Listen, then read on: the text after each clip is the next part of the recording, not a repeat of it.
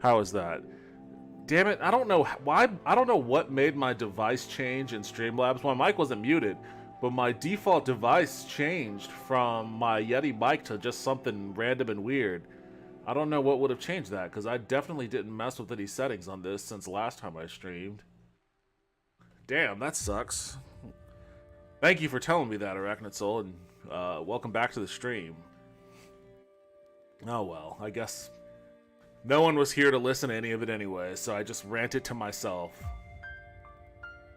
What a pain. What a pain. That's already an auspicious start for this stream. I was just talking about the heat wave and how absolutely brutal it is right now. And it's not just, like, I'm used to heat in Texas, obviously, and I'm used to heat waves here in Texas, but this isn't just a Texas thing. This is like all over the world right now. The entire planet is basically experiencing an unprecedented heat wave. Windows could change your audio settings sometimes. That's what it does to me on Discord. That's super annoying. Windows is a pain in the ass sometimes. Oops. Let me see if I can move that over here somewhere. Gotta like it better on that side.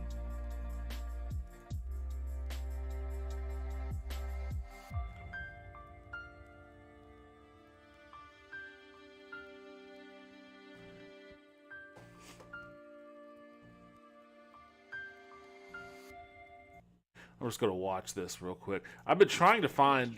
I wanted to find a video on an explanation as to why exactly this particular summer, this particular past few weeks, why we've had this epic global heat wave. I mean, aside from the obvious climate change as the overarching answer, I kind of want to know the specifics of this particular heat wave, but I couldn't find any videos on it. We'll just have to suffer mild discomfort in comparison to the people over the next couple hundred years. It's not just mild, man. Once your AC busts, that discomfort is life-threatening. You know, for people who don't have it, there's a lot of. I'm actually kind of surprised at the number of places in America where AC isn't prevalent. Like, everybody in Texas has AC. You just need it, and that's always been the case. I'm sure it's that way in most southern states too. But like, once you go north of, like, Oklahoma or Colorado, like, AC is just not heard of. At many places along the West Coast, Seattle and San Francisco and stuff like that, like, AC is just not heard of. And it's crazy because they get heat waves too, and like, they're starting to suffer. They're starting to suffer, the ramifications of a summer heat wave with no AC. And AC isn't like a magic bullet answer either, because it comes with all sorts of problems on its own. For like, you need an incredible amount of energy to power air conditioning for, all of the single family homes or apartments or anything like that, to keep people from, dying from heat strokes and shit. And that level of power draw, it just puts even more of a larger carbon footprint on all of our power plants that draw energy from, burning coal or natural gas or oil or anything like that. So it's not a magic bullet solution. I really would have liked. Oh man, when I think about this stuff, I so easily understand how like brutal dictators can just roll right into power, because like, it should have been mandated many years ago that every single building that can outfit solar should outfit solar, and all of their AC units should be drawing at energy directly from solar. Like, we shouldn't be drawing our power to run our ACs off of a grid that's dependent upon fossil fuels, basically, in my opinion. And then it also creates more stability, because in the middle of a heat wave like this, we don't have everybody in the state of Texas all drawing power off of the same grid. Like, we have people getting energy independently. So in case of an emergency, we have that power on the grid that we can turn to, instead of like what's happening right now, where we're starting to get hints that rolling brownouts might be occurring, as a result of the draw on our grid. I had a summer in Vegas with a broken AC. Oh, that sounds pretty rough too. Was rough. Most places in New York City don't have AC. It gets hot and humid there in the summer. Yeah, New York is like a lot of the coastal places don't. So that's just how that goes. And I guess, yeah, New York is a place where they're kind of used to not having AC there. But when you get heat waves like this, that's incredibly deadly. Solar was smeared by big oil and the usual assholes, and then people believed it. That solar is more expensive. Solar has come a long way in terms of price. I mean, it's still expensive from the consumer end as far as like if I wanted to get panels put on my house, which I do, like it's still going to cost me a pretty penny. There are things that can help tax breaks and rebates and stuff like that, but it's still a hefty upfront cost, especially considering the increased price of literally everything else. Hey, yo, Noctiety, welcome back to the stream. Hope your night is treating you well. How you doing? Let's see if this has any additional information for me. As I mentioned, European government agencies have issued alerts. I really wanted to go to that boat party too. Foreign correspondent Marcus Moore is live in Rome. Marcus, what's it like there right now? Well, hey, Diane, apparently it may be too hot for our equipment. Glad you were able to come back to us here in Rome, where I can tell you it is it's a scorcher today. I mean, temperatures are well over 100 degrees. In fact, there is the potential that they could actually over 100 temperature here. Over 100 degrees in Italy is absolutely insane.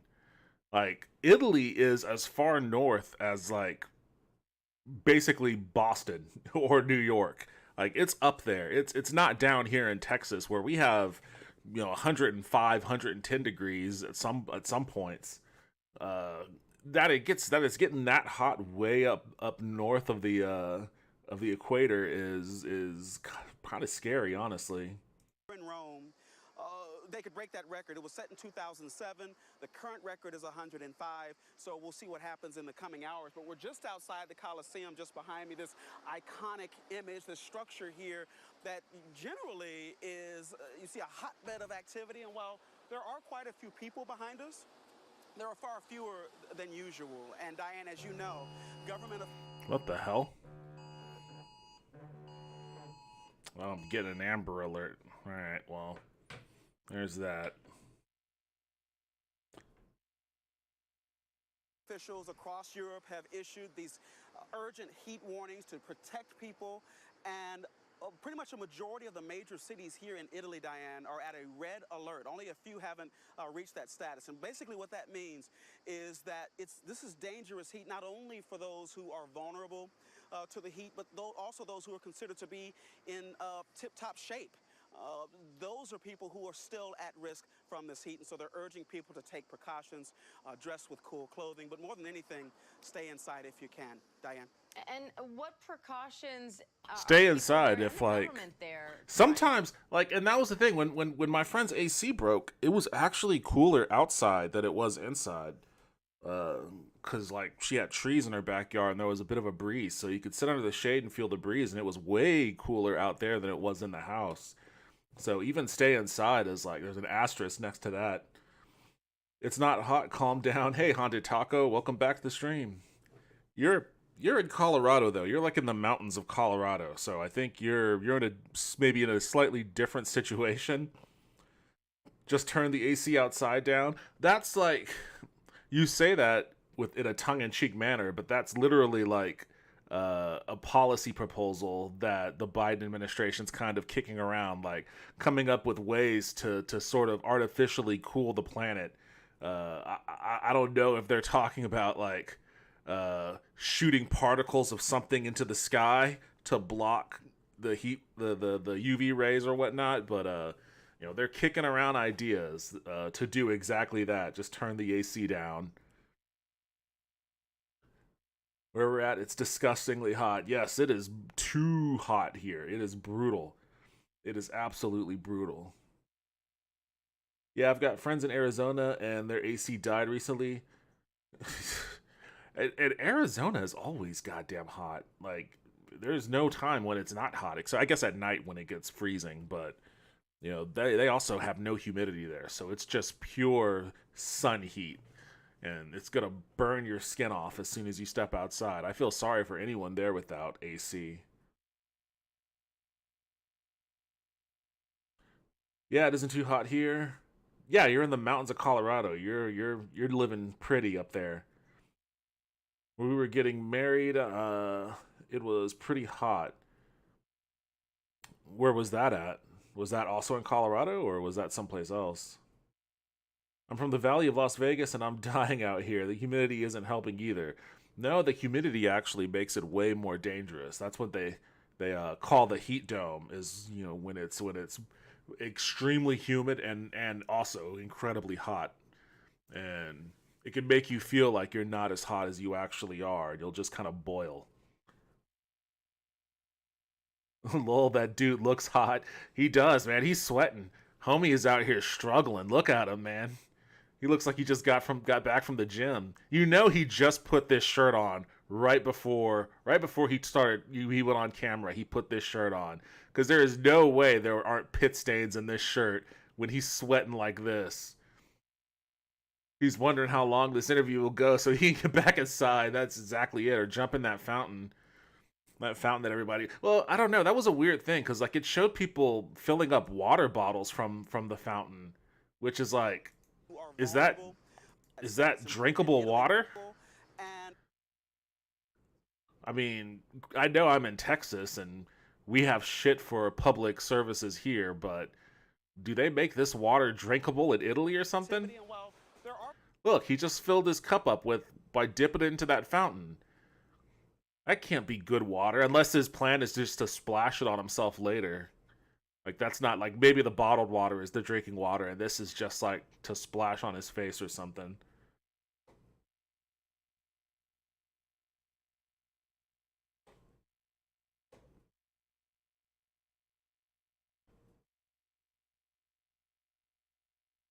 Yeah, but it's a lot hotter there than here.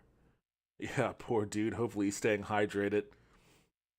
I hope the power doesn't go out this summer, though. My newborn runs so hot he can't even handle the heat from his own body with the AC on. Damn, that would be absolutely awful. I knock on wood that isn't a thing that we have to deal with.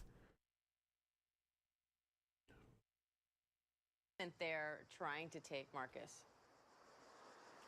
Well, Diane, here in Italy alone, we know that there are dozens of cooling stations that have been set up, not only here at the Colosseum, but also at other attractions across Europe. And these are places where people can get cool air or even water. They've also been handing out water bottles here in Rome to people, including tourists, who can then go to the many well-known fountains that have that natural water coming out of them so they can fill up those bottles. So those are just a couple of things that they're doing to try to keep people safe in this heat that may not break for the next couple of days. All right, Marcus Moore in Rome. Stay cool, Marcus. Thank you. Oh, yeah, I saw the look in his eyes. He is running inside as soon as that camera is off. Damn, Italy, even in Italy.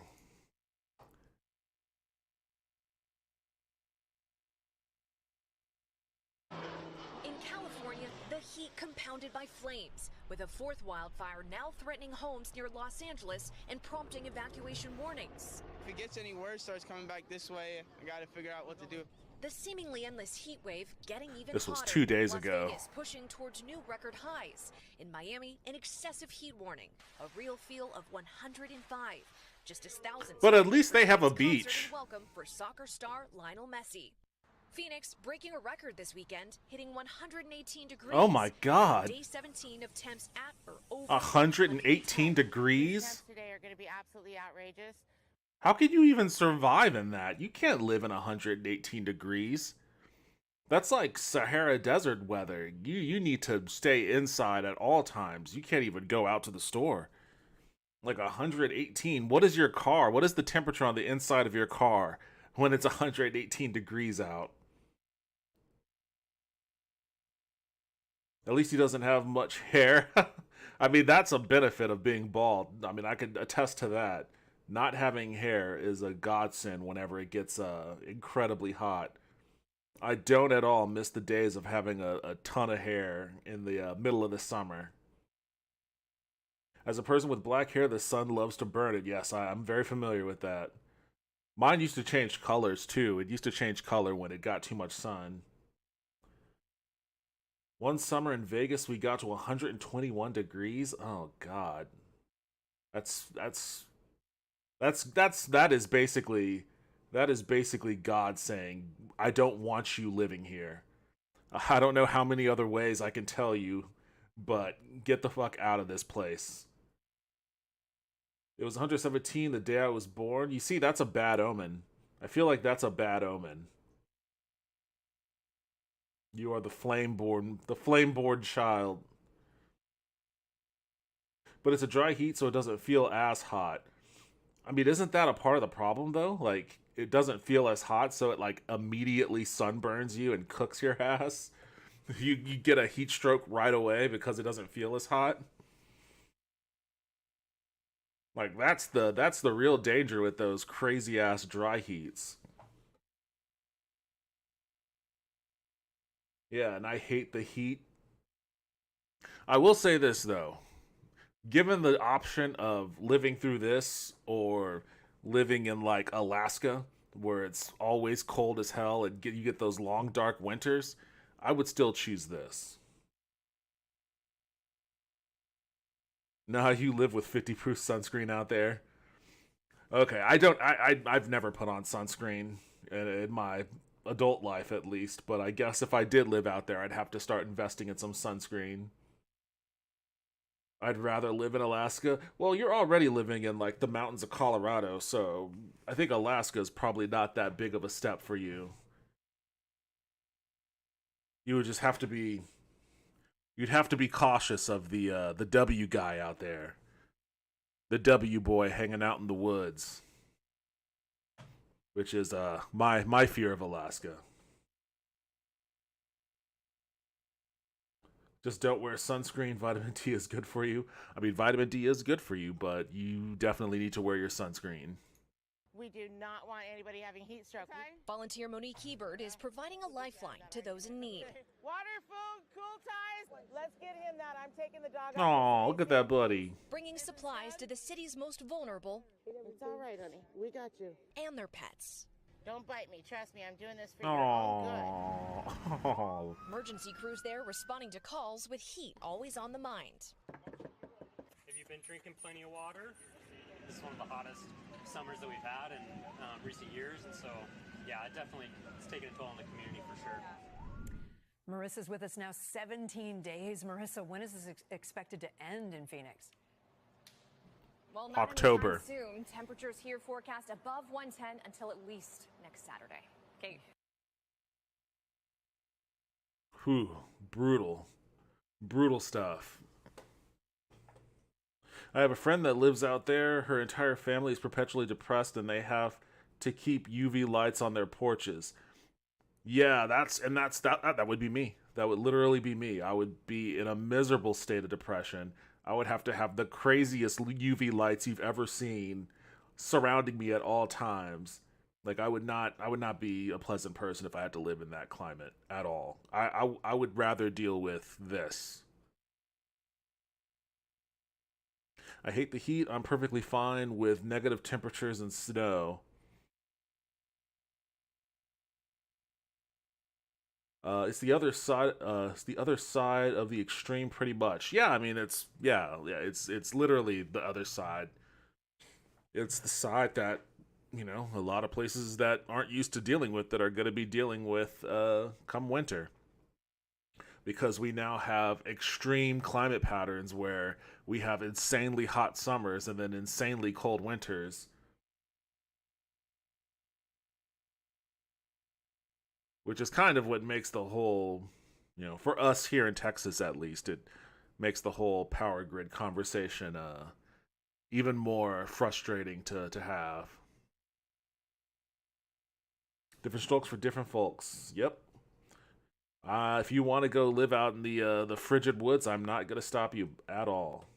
Hope you have fun up there. It's not the negative temps and snow so much as it's living in complete darkness 6 months of the year and constantly days the other 6 months of the year. Yeah, and that's the thing. Like once the sun starts to set at like 3 p.m., it's over for me. It's over. Which is why I didn't like when I had that opportunity to work on that Witcher project in Boston. I really put a lot of thought into it. And I had to turn it down just because of Boston weather, Boston winters, of the sun setting at 3 p.m. and shit. And it's like, I can't do that. Even in Texas in the winter, when the sun starts to set at 5, like, even that bothers me. That's fair, 30 Days of Night. Wasn't that a vampire movie? Or was it 28 Days of Night? 28 Days Later? 30 Days of Night? 38 Days Later? I don't know. One of those titles is the correct title for that vampire movie. Boston isn't that bad for weather, it's just ugly. I don't know, I've never been to Boston, but I've always kind of assumed that, like, it had... I would like to go because I would assume that it would have really pretty architecture, because it's, like, one of the oldest cities in America. So I'm sure there's plenty of, like, pretty New England architecture up there. I would love to see that. I think that would be cool. It's also why I want to go to, like, Providence and shit. And if you're of color, you can't walk peacefully. You can't really peacefully walk anywhere. Yes, that is the one definitive thing about Boston that I've heard from everyone that's ever been there or lived there, is that it is a very racist city. Not sure why, but that's just how it shakes out. Which is a bummer. I wanted to move to Salem, but it's more expensive than Texas. Yeah, Salem is like a hipster haven. There's all sorts of trendy, chic people that, you know, packed up and moved to Salem over the past 3 or 4 years. Well, longer than that, but certainly since COVID. Salem is a cute town for sure, and it has a lot of that old architecture that I was talking about, and obviously a lot of wicked history. But yeah, it's a place that's only for people with money at this point. A lot of Massachusetts is sundown town, unfortunately. I mean, that's just rural America, honestly. A lot of rural America is sundown towns. They just don't, hang the signs anymore. All right. Let's see. I got a new game on Steam I wanted to try out. I may as well jump into it now. Now that I'm done bitching and moaning about heat waves.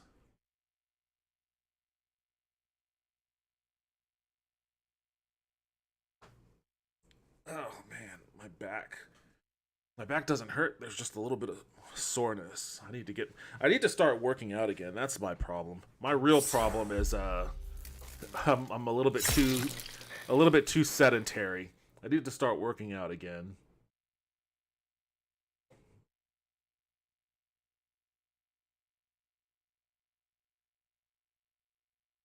Yeah, don't drive there. Take public transportation or ride a bike. That's what I used to do when I lived there. I'd take my bike. In Boston? I mean, I would love... That's another thing about, like... There's a lot of cities that I want to visit just so I can see what their public transportation is like. Well, I mean, I want to see other things, but I'm really fascinated by their because public transportation in Austin is dog shit. And I wish it was better, but it's not.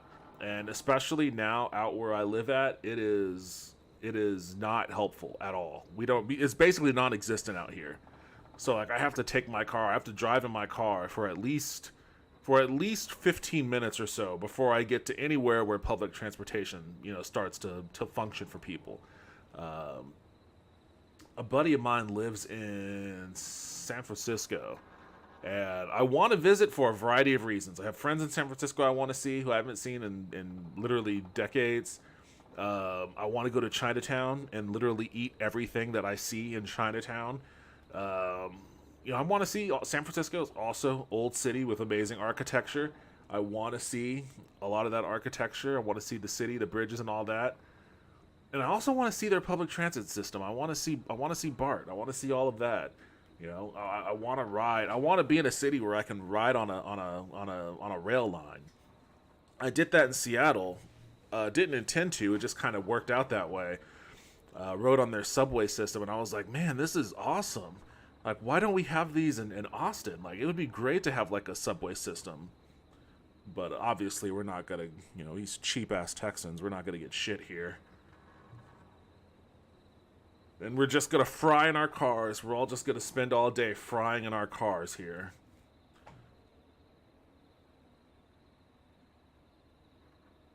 I wasn't destroying my car because of the roads and idiot drivers. I had a friend drive through Concord, New Hampshire, and in the time it took to go inside to pay for her gas, she came out to all 4 of her tires slashed. Oh, that's cool. Concord, New Hampshire. That's awesome. The infrastructure is rather decent there.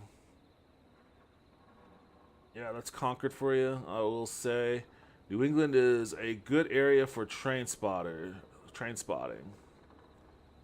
Yeah, people like watching trains. Yes. And I've heard that, and I would like to do that. I think that it would be cool. Well, maybe not just looking at trains. I want to ride trains. I'll tell you this much. I'll tell you straight up. I'm about to go off on another ADHD tangent. One of my biggest, I don't know if I want to call it dream, goal, whatever it may be. I want to ride on an overnight sleeper train somewhere. Because to me that's like the old Agatha Christie kind of and then or Murder on the Orient Express or whatever type sleeper car. I want to ride on that. I want to ride on one somewhere. I don't think we have very many options for that in America. But they still run in Europe, and I think there's one in Japan too. I didn't know that was a thing. I have an ex who was a train driver in New York City and was massively into model trains. Oh no, your ex was a train guy. That's concerning. I'll say that in my Elon Musk voice. Concerning. They're sick. You want to become a sleeper agent. Yeah, we mostly only have the Amtrak.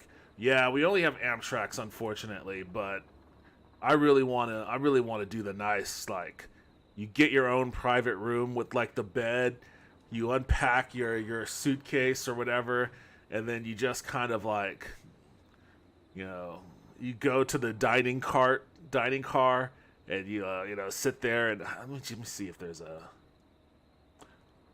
all of these videos. I'm trying to find a good video, but it's all just a bunch of dorks being like, look at me on the train. I don't want a guy like that. I want like an actual, let's take a professional walkthrough of this sleeper train.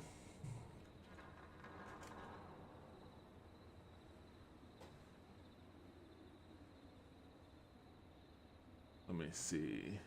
Oh, it looks like there are some in the US. What is this?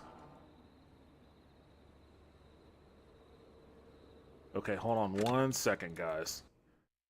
I'm derailing the stream for a second because now my mind is on sleeper cars and finding a sleeper car that I could ride on. So please bear with me.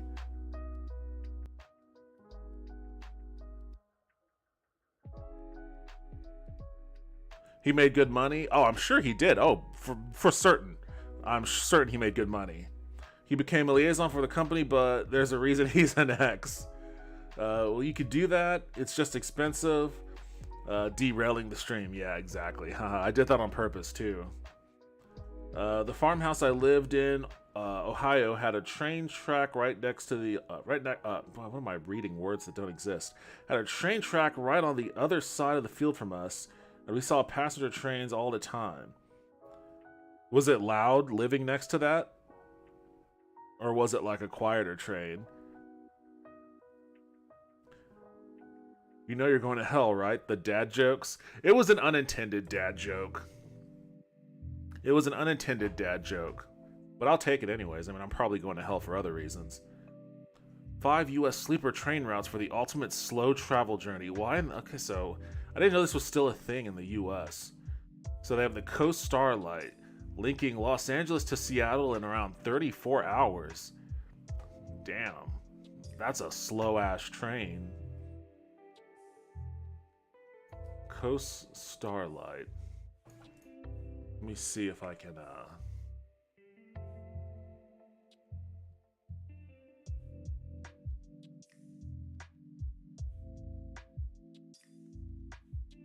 That's 41 minutes. I'm definitely not watching that. The definitive guide to Amtrak room. What? I just want a quick, this is what the train looks like kind of thing.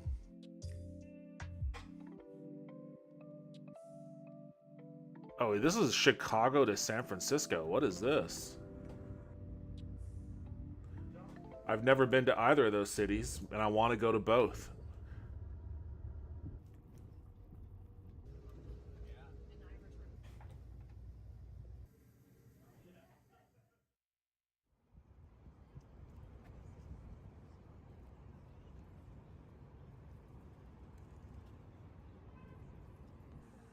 Okay, so I guess it's just subtitles and no voices. Very excited about today's ride. It is known to be one of America's most scenic train routes. Well, that is a pretty nice train station. Wait, why did we start off in Japan?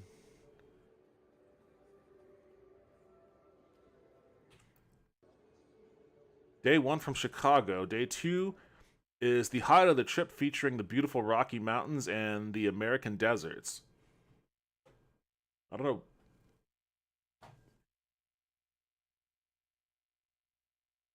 It's a weird noise. I don't know why it started off in Japan.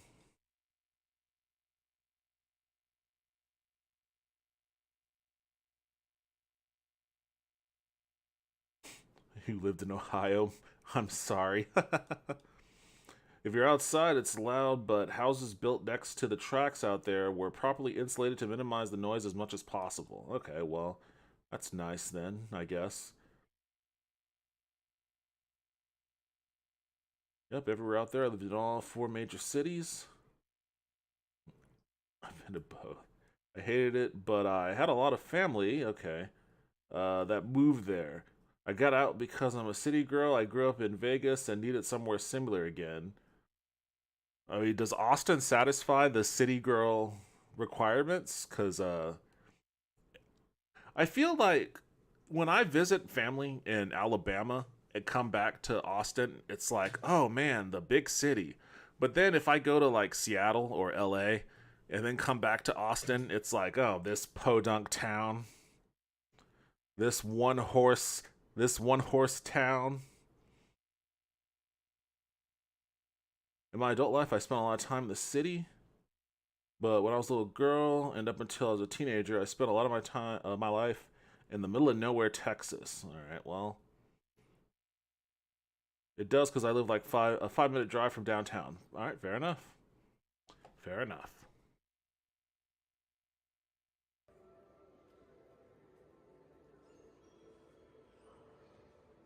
Day 3, we end our trip by the California forest and San Francisco. Okay. Train ride was a grand. I mean, fairly expensive as far as travel goes, but not the worst price in the world.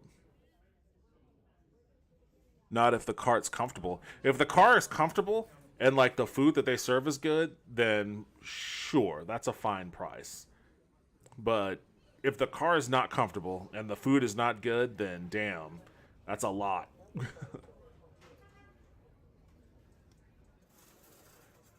Yeah, it's worth it. You get to stop and see a lot of stuff, and the food isn't terrible. Okay, if the food's good, then I think that's, to me, that's half the battle.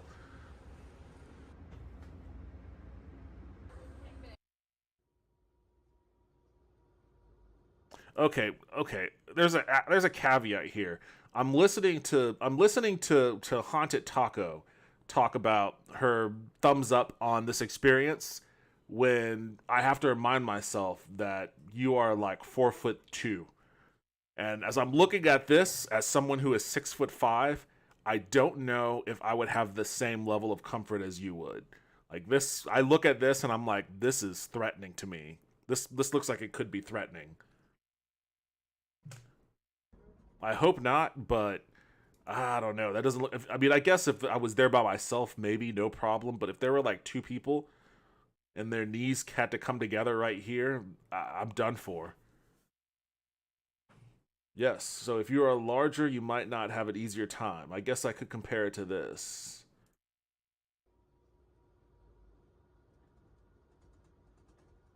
It's a roomette.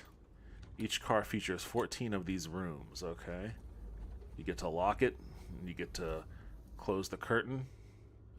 A sofa bed. I mean, loose interpretation of the word bed there.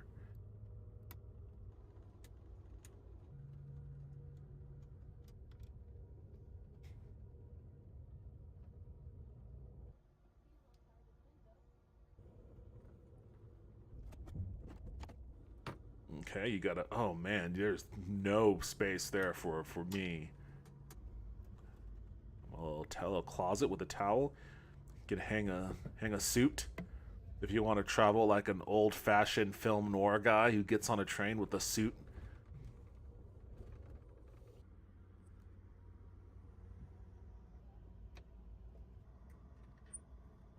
Oh, that's the bed. That's another bed.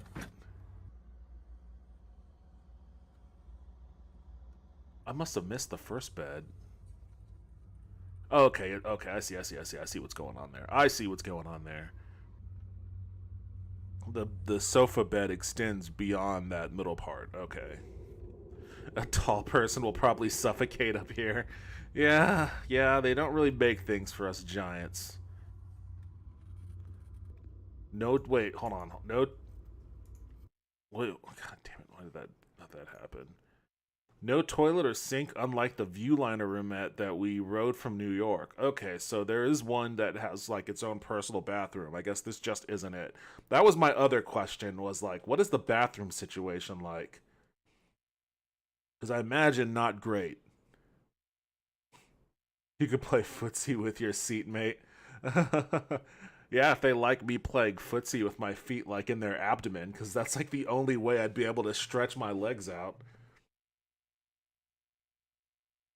There is a good bit more space in the economy or on a plane. I have a friend that lives in Yellow Springs. He hates it. Hello, it is me, and I was just doing VR stuff now that I finally got my replacement controller, and now my head hurts. Yo, what's up, Maniacal Toaster? Welcome back to the stream. I almost have my VR setup ready. Like the VR box is up and running. I got that fixed with the exception of the sound card. I need to put the sound card in it because the motherboard sound card is not working properly. But everything else is working just fine. So once I get my my step ladder, I'll be able to install the sensors for my Vive and I'll be able to do some VR gaming. I'm kind of excited about it. Just remember, Devin, don't joke, make a deal with a stranger on the train. Wait, what happens if you joke, make a deal with a stranger on a train? Yeah, I said in here last time, once you're in Ohio, it's hard to get out, and people that move there go to die slowly and miserably. It's a massive poverty state. I mean, I never thought anything else of Ohio, to be perfectly honest with you. It just seems like a brutally depressing place to be. But then, honestly, a lot of the Midwest, a lot of the Rust Belt, all of that kind of seems like a brutally depressing place to be. Yeah, he lived in Ireland for a while, but eventually moved back to the U.S. And he says all the time, why did it have to be Ohio? Tell him to get the fuck out in ASAP. Oh man, an Ohio Rescue Project is unfolding in my chat. We must extract this person from Ohio immediately. Yeah, Ohio taxes the fuck out of you, state, city, school, and township taxes, on top of federal. Do you get anything for your taxes? That's my thing. Like, I don't mind paying taxes if I got something for it. Like, we pay a shit ton of taxes in Texas, but we don't get a damn thing for it. We just get to fry. He'll kill your ex-wife, and you'll have to kill his father. I feel like you're referencing something here that I don't get.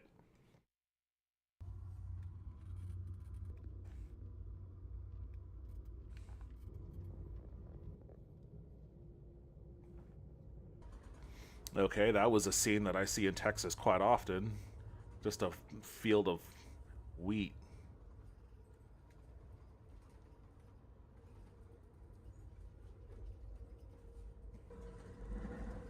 Honestly, the train itself kind of looks like shit. It looks old and dated.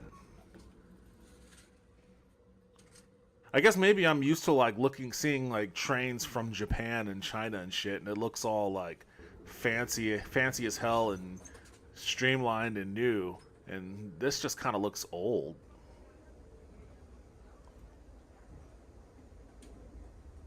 These are like viewing rooms.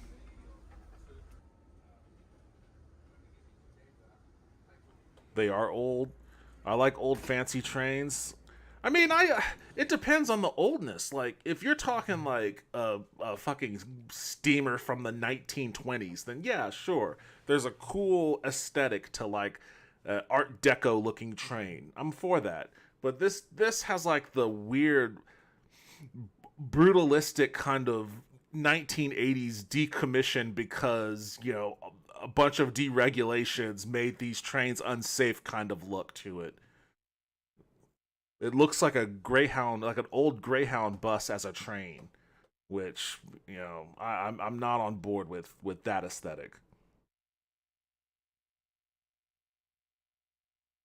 America isn't going to spend money on anything new. Unfortunately, you're correct on that.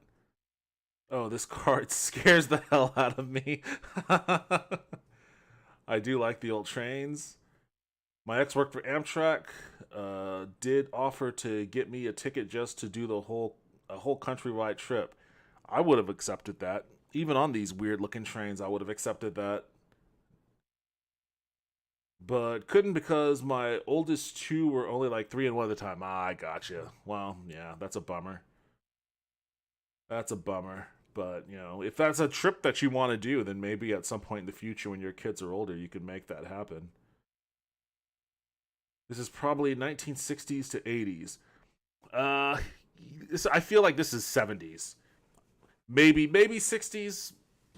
It doesn't quite have this. It doesn't quite have that 60s vibe to me. This looks like maybe 70s at the earliest, possibly 80s.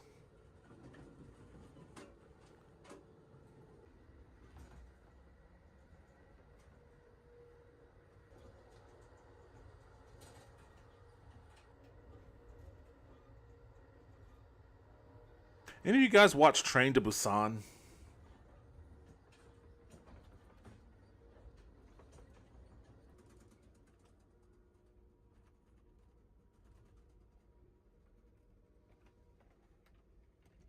Maybe sitting on a train with 4 kids for however long doesn't seem ideal. No, that seems like a miserable idea. It's probably been renovated. Yes, I love Train to Busan. Yeah, Train to Busan is awesome. Don't take that train. I am going to specifically take the Train to Busan. I'm going to find where the Train to Busan is, and I'm going to ride that one. Hopefully a zombie outbreak doesn't happen in the process, but And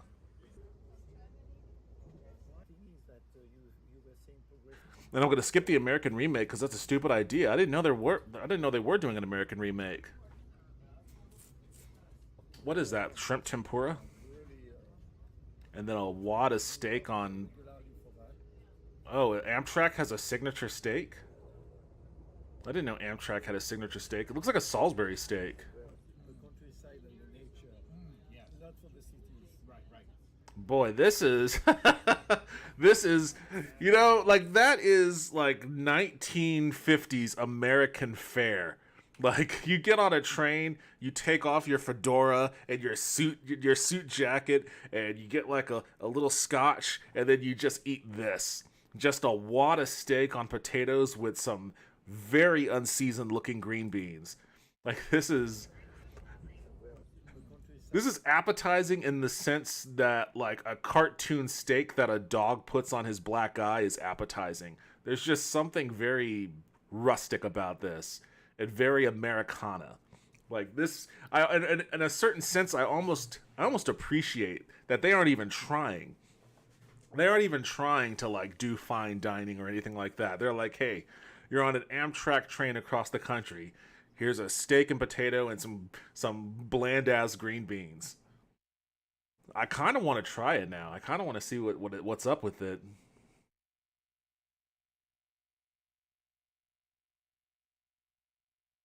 You know, if the outbreak happens, you're dying first. Not me, man.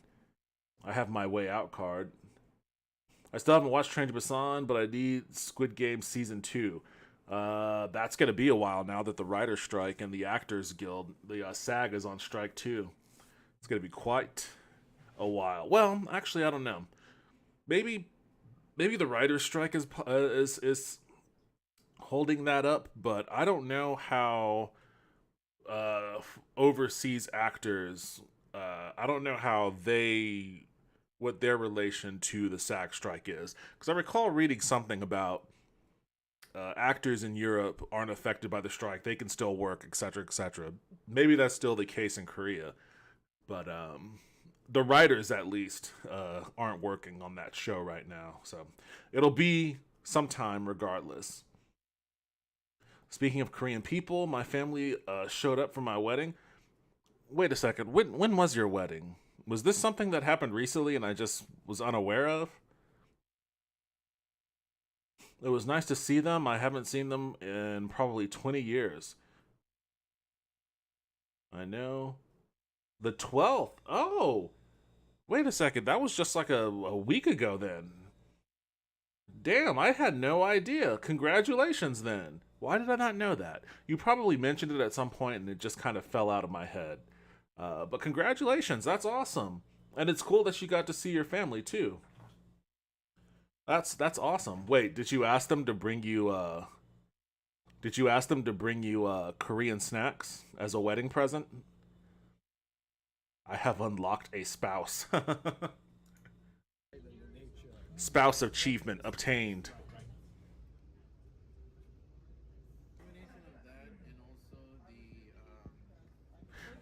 You see, now this is the part of the trip where you spend all your time eating steak and potatoes because you're looking at absolutely nothing outside that window. Oh, that lemon cake looks like shit.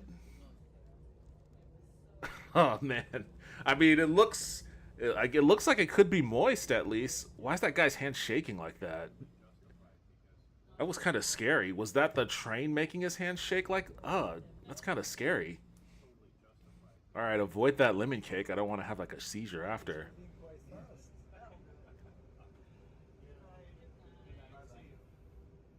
Alright, well, there's not a lot to look at there, but I guess that's the middle of the country.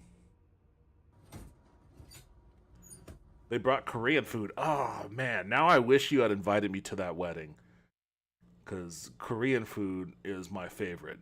And I'll eat it all. I will eat all of it. All of it. Luffy style. I will eat all of the wedding food Luffy style if it's Korean food. Marriage is a viable option these days. I mean, it's a rarity. It's a rarity, but it still happens on occasion. It's not for everyone. Well, I hope it works out for you. I will only send positive vibes. No negativity around your newfound marriage. Hope you and your spouse have happy times living as Outlands drifters in the foothills of Colorado or wherever.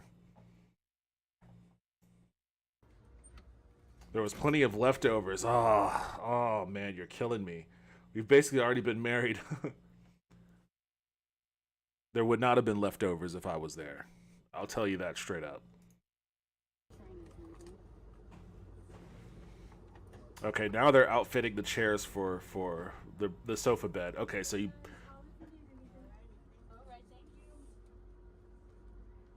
That's got to be like a twin? Maybe?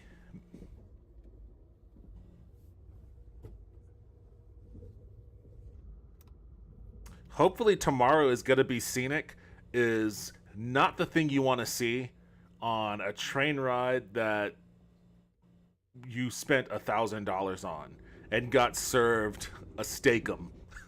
And got served a glorified microwave steakum.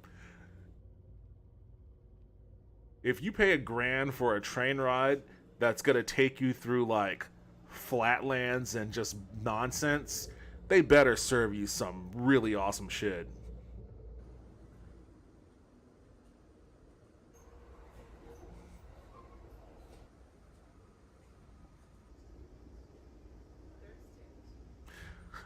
Look at this. Like, this is honestly talking me out of it. This is honestly talking me out of my desire to get on a sleeper train. This looks like shit. Our stop right before the Rocky Mountain. So they're in Denver now. A city I have not been to since the 80s. Amtrak food is good. Yo, what's up, Haunted Wisp? Welcome back to the stream. Yeah, I mean, I hear that it's good, but what I saw there just didn't look very good. It looked mid as hell.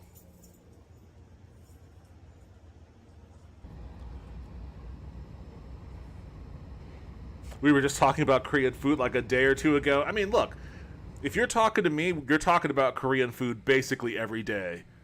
To the point where even my mom is like texting me, asking me to when she can come over and I'm going to make Korean food for her. Which is probably going to be next Sunday. I'm probably going to have her over to my house on Sunday to make her Korean food so she could stop asking me. We had to literally force people to take leftovers. You see, now you're just flexing on me. Hey, that's where I live. But not in Denver, though. Oh, my back. What the hell? Yo, Poxborn. Thank you for resubbing. I appreciate that. And welcome back to the stream. Hope you've been good lately. Not in Denver, no. Folks, we just went by the Colorado Rockies baseball stadium, Coors Field. It's 1 mile high, by the way. We are now going to go underneath the scenic wonders of the underside. I mean, okay, that looks kind of good. I don't typically like toast like that, but that looks decent. Bacon is crisp as hell. I'm being too much of a food critic on this, but so far the only thing that we've seen of note, the only scenery we've actually seen to comment on is the food.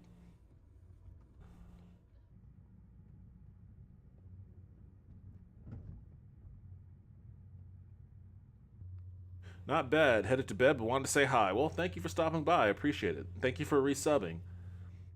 I hope you're staying cool over there amidst this psychotic heat wave.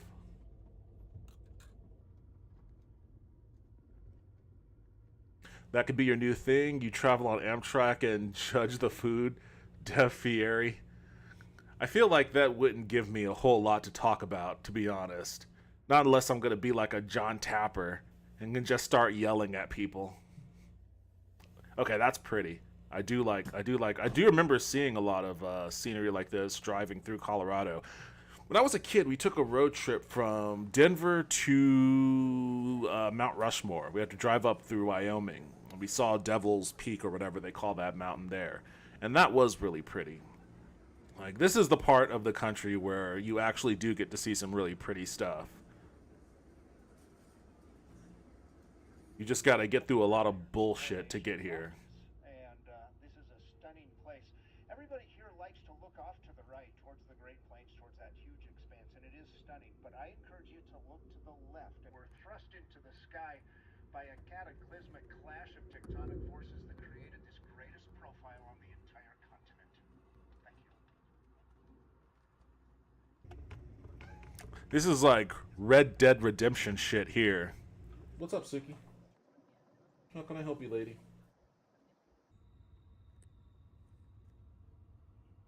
One of these days, I'll give Red Dead Redemption 2 another shot. I didn't like it, but I should give it more of a shot. Black Hills. It's a nice piece of country. Go to the kitchen on Amtrak and start calling people idiot sandwiches like Gordon. I should do that. I should totally like spend the next 6 or 7 years working to get myself a Michelin star just so I can go onto an Amtrak train and start yelling at the kitchen staff. See, that's really pretty too.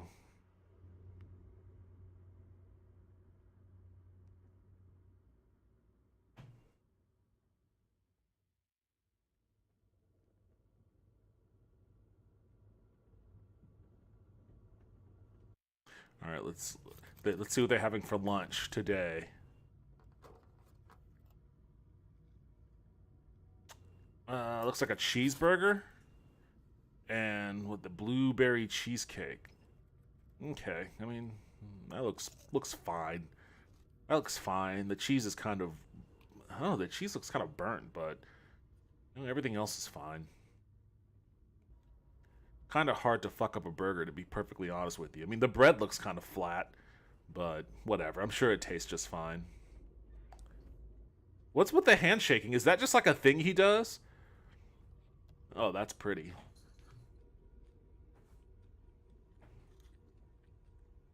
You didn't like Yeehaw Skyrim? No, I didn't. I didn't. Like, I tried my hardest, but it was just too boring. Well, for starters, it was a slow start. It took too long to start off, and I couldn't really get into the story. And then eventually it just devolved into me just like running around doing crimes. And then I just lost interest at a certain point.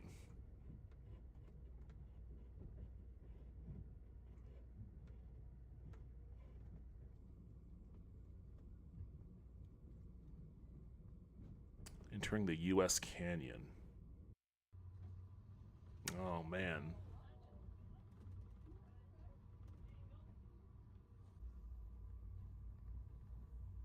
This is really pretty territory for sure.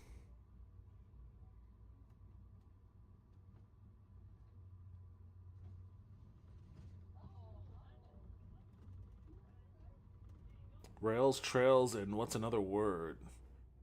Tails? What? Rails, trails, and tails with Dev Fieri? Rails, trails, and tails. Why does that make it sound like I'm just some like rail hopping hitchhiking drifter looking to like crush ass in every town I stop in?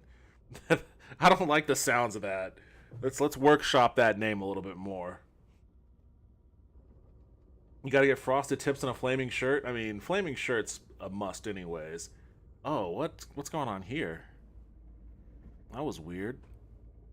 Why was that cliffside all discolored?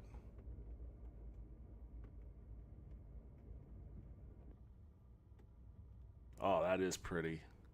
I mean, this camera's a little blurry right now, but I bet you in person that looks amazing.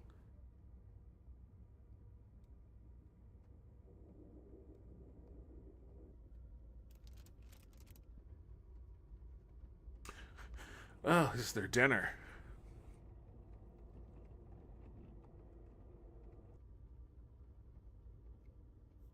What is that?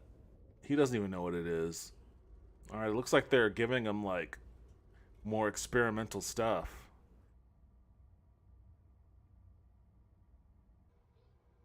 Wait, was that it? I thought they were gonna eat more stuff. Oh, wait, that's their... Oh, it's just some pasta. Vegetarian pasta, no less. Interesting.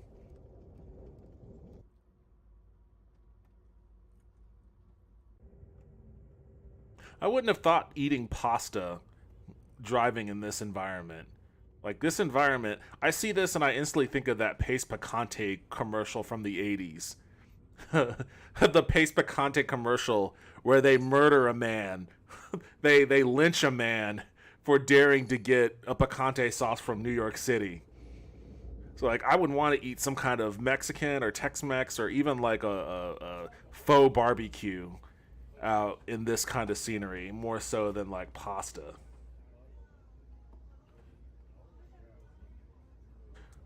That doesn't sound bad. Nah, yes to the frosted tips, but get a Yeehaw Hawaiian shirt. I already have a number of Hawaiian shirts. I like Hawaiian shirts. They're underrated. Eating food and getting tail. That's like the name of an edgy book that some boomer would write. Eating food and getting tail. Listening to Jimmy Buffett. True, I feel like you could rock a Hawaiian shirt with a little cowboy hats.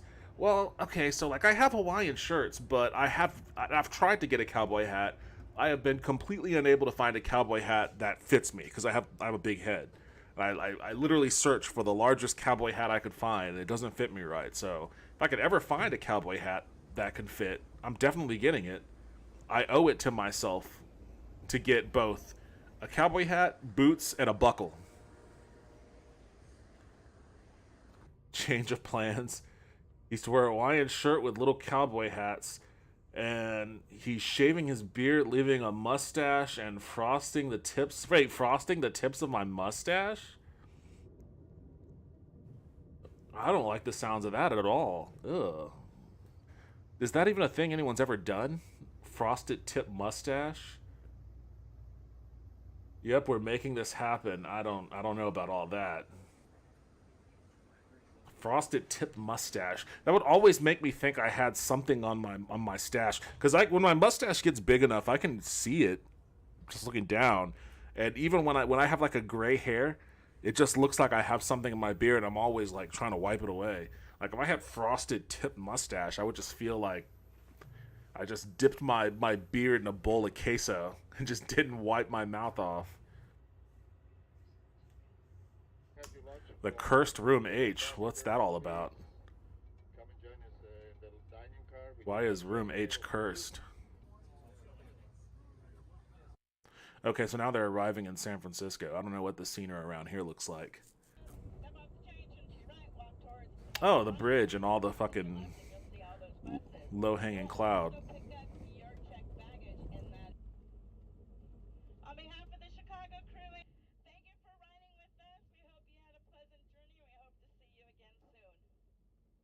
Interesting. All right, well, that was kind of neat. I'm unimpressed by the you know, would I do this trip, Chicago to San Francisco, for $1,050? No, I was too you know, I don't know, maybe I shouldn't say no. I was too unimpressed by the car. I was too unimpressed by the food, and it seemed like a big chunk of it, maybe not an overwhelming chunk of it, but a big chunk of it was just non-scenery. It was just driving through the middle of nothing and nothing to look at, which is a big chunk of time wasted. And it's not like you can spend that time eating the best food you've ever had in your life or anything, because the food looked okay, just okay. Like, you probably could have stopped at a train station somewhere in any of those random ass locations and, you know, spend 15, 20 minutes just going to a random food truck or restaurant or pub or something and get better food there. Just take it back onto the train. I don't know. I don't know if I would do this one.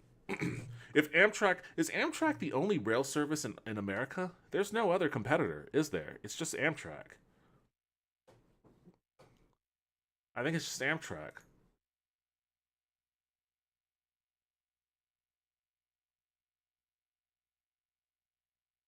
Right? Like California Zephyr. This has to be Amtrak too. I don't think there's any other, like, it's either Amtrak or nothing.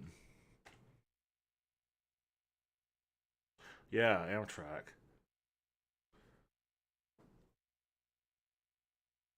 Which would be fine. The thing is, Amtrak,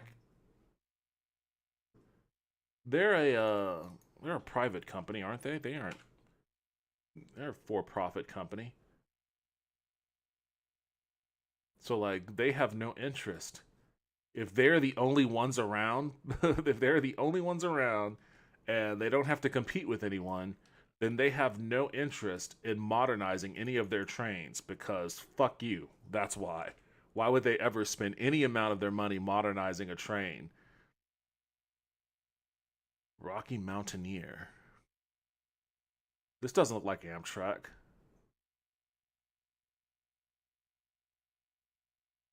"48 Hour on Canada's most luxurious train." Oh shit, we're getting into Canada now. I don't know if I want to watch another 30-minute video, but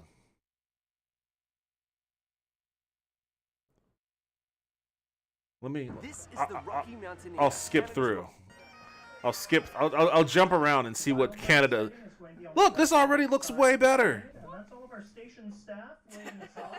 Already, this looks like a million times better.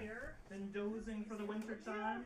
Now, if you do see any their hibernation, they just made an announcement that he is hoping we will see potentially bears tomorrow.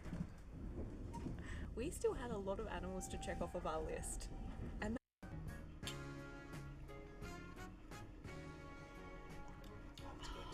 are they not going to walk us around the train? I want to see what the actual train looks like. breakfast. This is just pre-breakfast breakfast. It's like welcome drinks, welcome. Fraser Rivers. Oh man, this looks like a million times better than that shitty Amtrak train. God damn. Okay, so this Mountaineer is killing it already. I'm for it.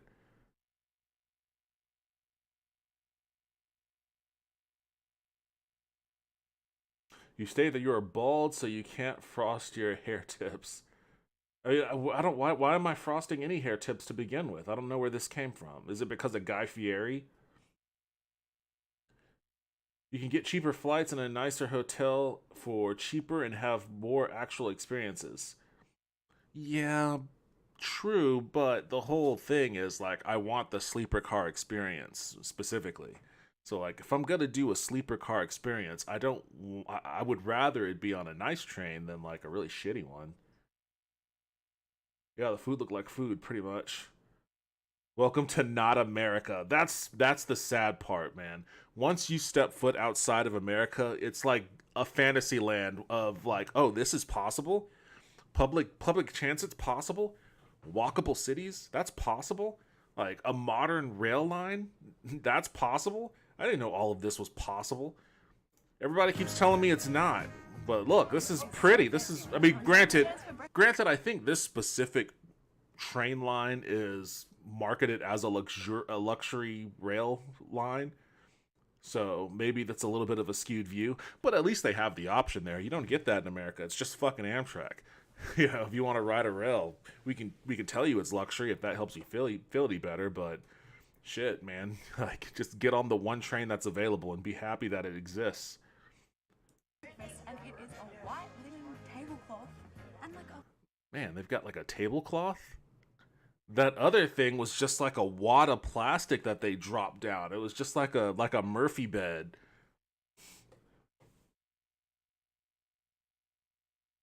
And free healthcare, preposterous. When I was in Mexico in February for a work function, on one of the days I was there, it was one of my coworkers' birthday, and you know, one of my other coworkers, who was known for being a drunken partier, decided after we had a birthday meal, celebrate his birthday at a really nice restaurant. But after that, most of us went back to our Airbnb to crash for the night because we still had, a day of work the next day. But my buddy was like, I'm going to take so-and-so out celebrating his birthday. And I was like, all right, you guys have fun. I'm not going to do that. Woke up the next day, and apparently there was like a crazy accident where, the dude got super shit-faced and tripped and like busted his head open, and they had to rush him to like the hospital, and he had to get stitches and was way out of it and all that sort of shit. But, they didn't pay for shit. Mexico's healthcare was like on top of it. They got him seen quickly. They stitched him up. They gave him painkillers, and they didn't stick him with a colossal bill. And I'm sitting there watching that like, okay, first of all, I'm glad you're okay, but second of all, god damn. Like, is this just what it's like outside of American borders? Like, it was my first experience with anyone having to deal with any kind of healthcare outside of America. Even when I lived in Japan, I was still on a military base, so all of our doctors and whatnot, they were all military doctors. It was the closest thing to single payer healthcare that you're ever going to find in America, honestly, outside of Medicare once you're like 60 or something. But everybody on the military base has healthcare, and the doctors are all government employees, of course, because they're all servicemen or women. And, you know, whenever you need to see a doctor for anything, you just go see a doctor. You don't have to worry about paying shit, and, you know, just runs like butter. But once I moved off of military bases, I had to experience the hellscape that is American healthcare. And I forget that other ways, well, I don't forget that other ways are possible. I just forget the experience of those ways because I was a kid when I experienced it. And it wasn't until my coworker busted his head open that I was like, oh yeah, it can be a hell of a lot easier than it actually is. Here you have to pay for healthcare and still might die in the waiting room. Exactly. Exactly. I had a friend fly all the way to Italy to get some of her surgical work done, and while she was there, she paid like $200 to have all of her root canal work done, and they gave her custom fangs. Oh, that is sick. Well, maybe not the custom fangs part. I'm not a custom fangs person. Hope she liked them, but $200 to have all your dental work done? Like, if you're doing serious, like, you know, procedures like root canals? You see, I'm asking a friend of mine who works at a dental office. I'm like, please tell me, like, what offices can I go to here in town that will, like, knock my ass out? Because that's what I need. I don't need to be awake and then have them, like, Novocaine me, because it never works. All it does is numb my ability to feel myself breathe. And then I can't feel myself breathe, and I start to have a panic attack, and it gets all wild from there. And then when they start working in my mouth, I still feel it. So, like, I need to be knocked out. I need some place that uses a gas or something. And she was telling me about, like, an IV drip thing that they do that puts me under. So I'm like, all right, I need to find a place that does that. And then, you know, I guess I need to rob a bank so I can pay for it. Or maybe I should just go to Italy, clearly. You know, once it gets a little cooler. I'll be walking around looking like that news reporter, dying to get back inside. And they did a better job than her dentist here in the U.S. I mean, I've had some dentists do really good work on me here in America, but I guess it's just a roll of the dice. I've had some really shitty ones too.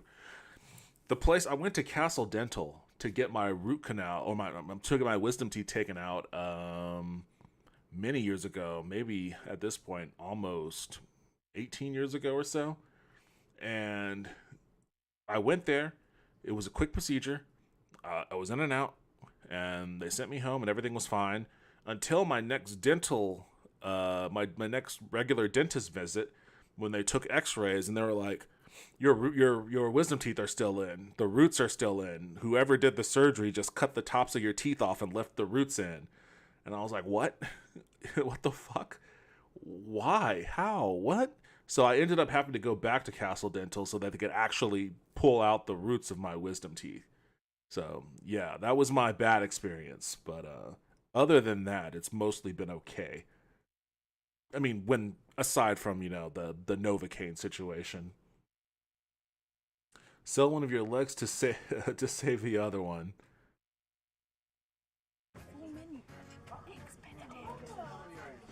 Wait, hold on. I'm fascinated by menus, so I actually want to see what this says. Starter, chef seasonal, what? Fruit creation and freshly baked pastries. Choice of classic Eggs Benedict. Okay, I love Eggs Benedict. Eggs Benedict is a sleeper breakfast. Okay, so this is definitely like not the norm. This is a out of your way luxury rail liner here. It has to be.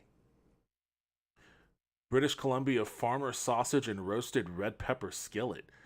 Lemon and honey buttermilk pancakes. What's that? Boursin cheese and chive scramble. Raspberry banana smoothie bowl?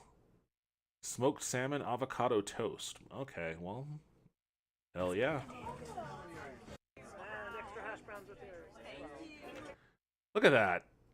I think back on that steak. That steak smashed onto the potatoes and the unseasoned green beans. And I'm like, oh man. Do Americans know Do Americans really know?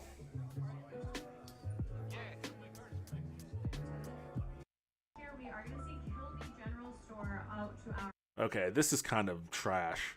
I don't know what they're... This is like a movie, abandoned movie set almost. I guess the mountains in the back look cool. That's a nice looking train, man. It's like a train from a movie, honestly. This is a nice ass looking train.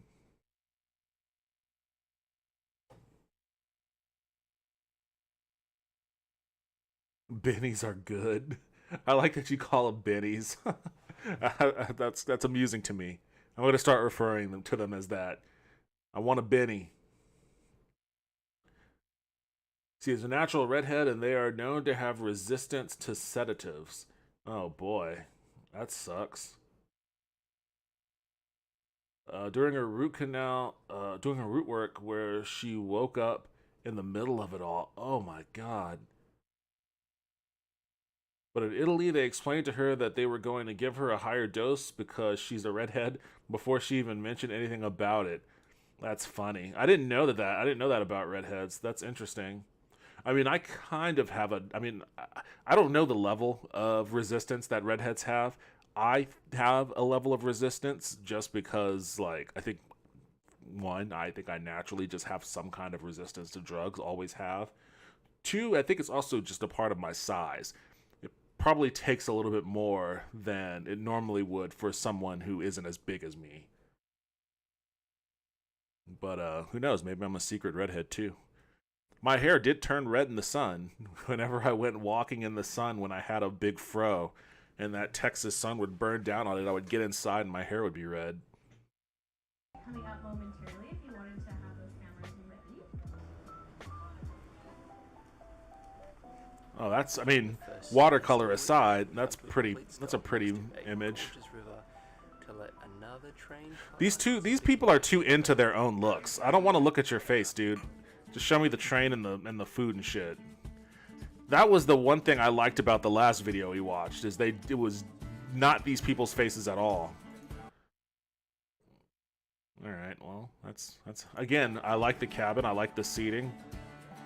It's ultra pretentious, obviously, but you see, and when you tell me that you're spending like $1,000 on a train, this is what I expect to see. Like, I would expect, obviously this probably costs more than $1,000, but I would expect to see this level of like detail and cuisine. 70 to 80% of people on board got the steak today. Took 20 years of research. Wait, they had a steak? I wanted to see what their steak looked like. Should I try which has gnocchi or the AAA grade steak? I'm thinking steak because I would never buy that somewhere. I think 70 to 80% of people on board got the steak today. Man, that looks so much better than the Amtrak steak. I mean, they put it on top of some shit too, but it's like broccoli and... Is that carrot? Why are you eating steak with a carrot? Alright, whatever. Maybe it's a cultural thing, I don't know. But man, that looks so much better than that Amtrak steak. I'm getting too excited. But we've just... That's basically what the Amtrak train is. Like, they're sitting on their nice train looking down at what this Amtrak train basically is. I wonder. Rocky Mountaineer. Okay, so the Rocky Mountaineer doesn't technically have a sleeper car. Oh, so it's not even a sleeper, though. It's just a regular-ass train. The private company that runs it is also not American, but Canadian, though one of its trips, Rockies to the Red Rocks, takes place in the States and connects Moab, Utah to Denver, Colorado. They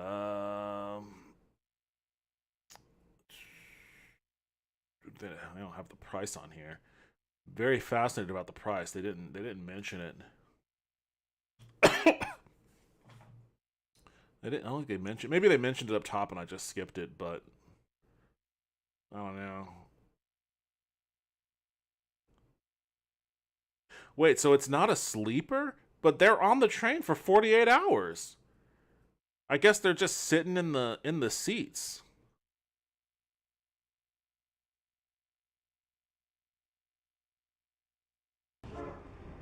Do they ever address sleeping?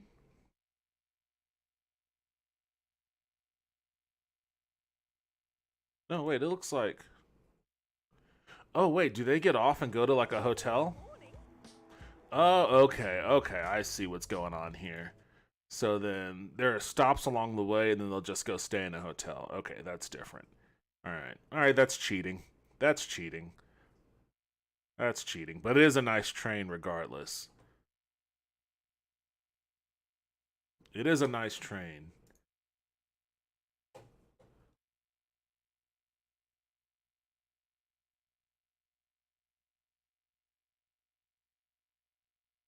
You can just tell that this isn't America. When you're being bougie, you're expecting at least a little pretentiousness, though. Yeah, exactly. Like if I'm going on a sleeper train, I know that I'm not doing like a salt of the earth kind of thing. Even though I think that it should be something that's available to, you know, salt of the earth type of people. But I recognize what it is, and I'm okay with that. And if I'm spending the money, then come on, give it to me a little bit, Amtrak. Look, everyone, it's the Americans. I'm imagining all the Canadians on their train looking at the Americans on theirs like zoo animals. Exactly. They're looking down at that shitty train like, oh my god, those poor people. They're like donating 25 cents a week to Susan Sarandon or whoever to feed a hungry American. They run those ads in Germany, by the way. If you've never seen them, they run those for $1 a week. You can feed a starving American child. They run those ads in Germany. The Rocky Mountaineer is only like 500 per person? Really? No way. You're mistaken. You're reading something wrong. It can't be 500 per person. Although I guess they force you to like find your own hotel room for the night. They're like, all right, we're stopping, and they kick your ass off, and they're like, well, I don't care where you sleep. Sleep under a bridge for all I care. Just be sure to be back here tomorrow by 7 a.m. So maybe 500 is a little more accurate. Or around here, when tourists slam on their brakes when they see an elk or something. OMG, an elk. Okay, in all fairness, I would slam on my brakes if I saw an elk, because I've never seen an elk before, or a moose. And if I saw either of those things, I would hit my brakes so I can stare at them. Guilty. Guilty as charged.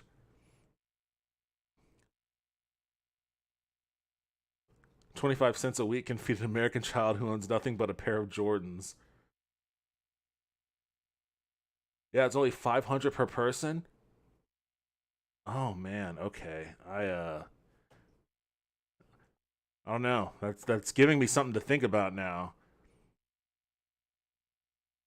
Although I'd have to like fly up to wherever this line starts.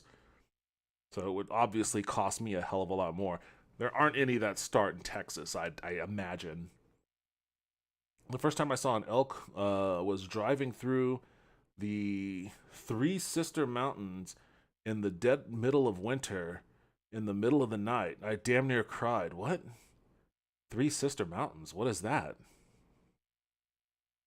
I see elk and moose all the time. Oh, that's lucky. You're lucky for that. Wait, you said they taste pretty good. Do you hunt them? I'm sure people around you hunt them. I guess maybe they sell them at nearby farmers markets or grocery stores or something. I think I may have had elk meat before. I may have had ground elk. It was very strange. I tried to make a burger with it. Didn't turn out very well. Three Sisters in Oregon. Okay. I wasn't familiar with that. The Three Sisters are three mountains in, I think, California. There you go. I think they do reach okay, so the California-Oregon area. Okay. I was unfamiliar with that. It sounds like a witch mountain, since witches typically are three sisters. It sounds like what is that, Dario Argento? That here's some horror movies for you if you hadn't seen them already. Suspiria, Inferno, and I forget the third. I forget the third of those Dario Argento movies. No, I don't hunt, but a local place sells a lot of wild game. Elk is really good. Elk is really food. Elk is really food, guys. I'm telling you. What is that third Dario Argento movie? That dude's talent fell off.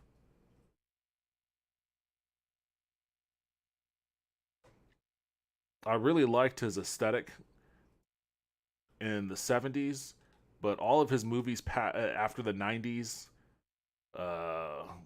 not good. The Mother of Tears, that's what it is. That's what it is. So, Suspiria and Mother of Tears. Suspiria, Inferno, and Mother of Tears. Mother of Tears is trash because it was made after that period of time where he really fell off. But I like Suspiria and Inferno.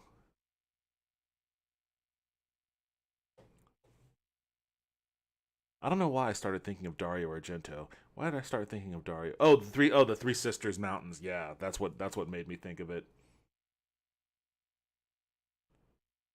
I was driving back from Yosemite. Bear meat is disgusting. I can't say I've ever eaten bear meat, and I've never wanted to. I like bears too much. I like bears too much to eat them. They can be dangerous, but they're generally giant, happy dogs that can wave at you. Kangaroo is really good, though. Kangaroos are assholes. But kangaroos seem like they would be a very tough meat. Bear can be good, but it's easy to mess up. The bear around here tastes pretty good. Oh, poor bears. Now I have to go put on my Witcher School of the Bear medallion for bear solidarity. I have never had good bear. But I've eaten some nasty bear. This is turning into a very grisly chat. Never had good bear. But I've had some nasty bear. Yosemite is pretty. That's where I actually proposed to my significant other. Oh, that's cute. Bears are cute. Yeah, I think so too. Bears are awesome. You know, if you're not trying to be best friends with them when they're in a killing mood. We went mountain climbing there.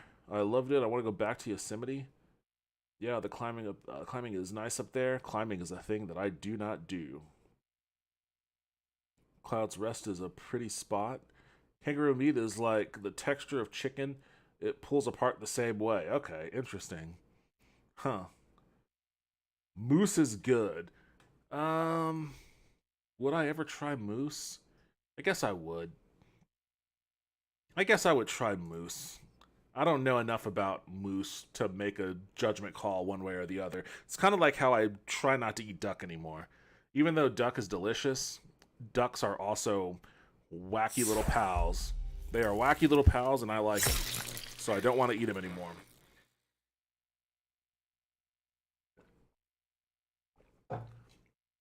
Alright, that was a weird-ass tangent, but I knew that was going to happen.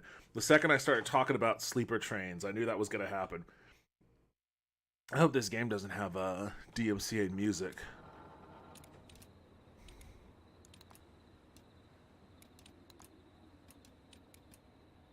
Well, it's a game that came out last month, and it doesn't have like a streamer mode, so I assume the music isn't DMCA. Let me do a quick Google before I get in trouble somehow.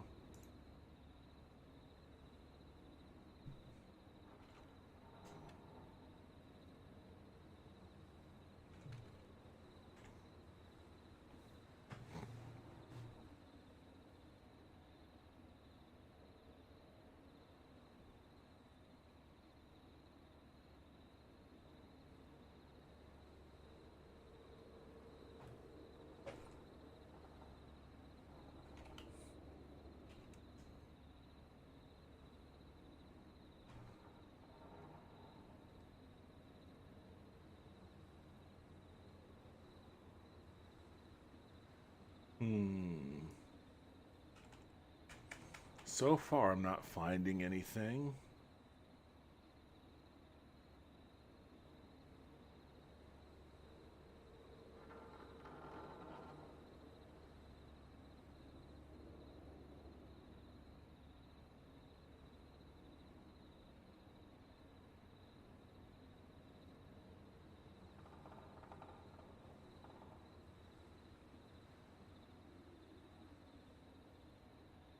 Alright, I think I'm okay. I think I'm in the clear.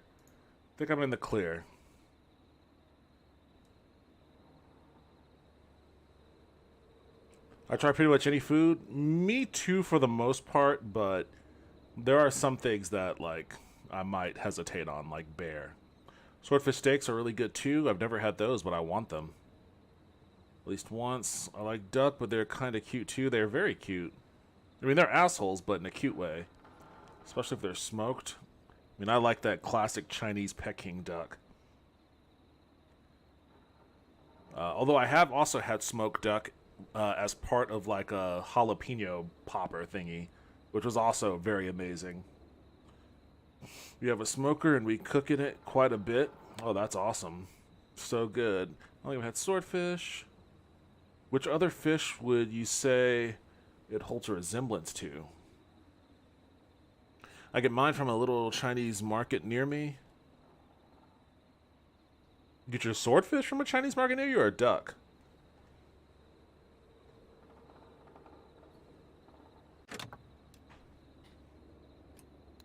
Actually, let me go back to sound.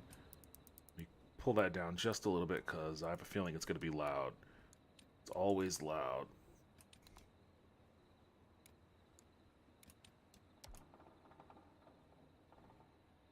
I don't know because I don't eat a ton of fish, because I refuse to eat fish from anywhere but Alaska or Maryland, because most of what we get elsewhere has too much fishy taste and smell for me. Okay, so you do not like the fishy, which is fine. I think most people don't, but there are some fish that don't have that. They don't naturally have it, or they don't have a lot of it. Oh, wait, what is that? Oh. They don't naturally have it, but then there are some that do, but you just have to properly...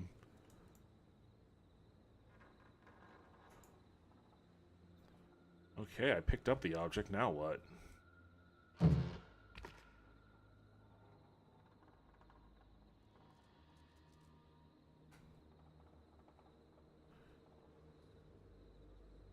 Hold to place the object, release when a valid location. Oh, okay. Wait, why was that a valid location? There we go.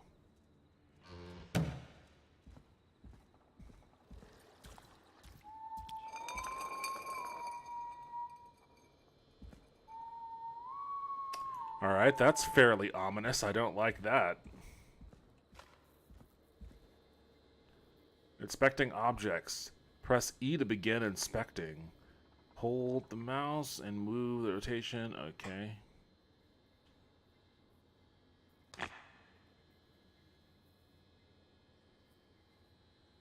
KFAM, KFAM.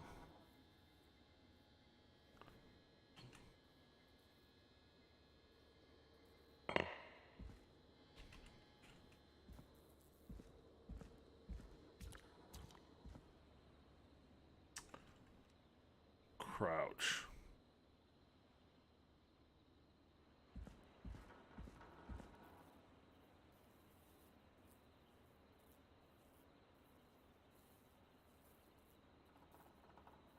I don't mind fishy taste or smell, but then again, I lived in Maine, so I was quite used to the presence of seafood. Yeah, I mean,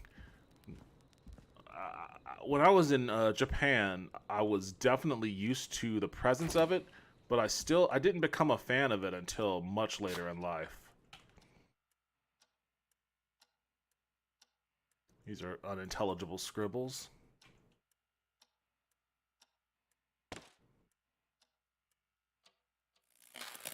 Oh shit, what the fuck is going on now?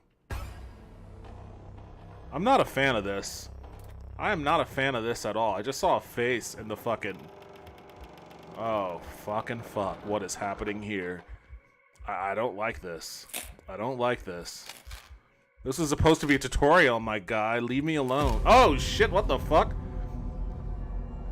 Alright, well, you know what? Actually, on second viewing, I kind of liked his jacket. Oh, okay, well, there you go.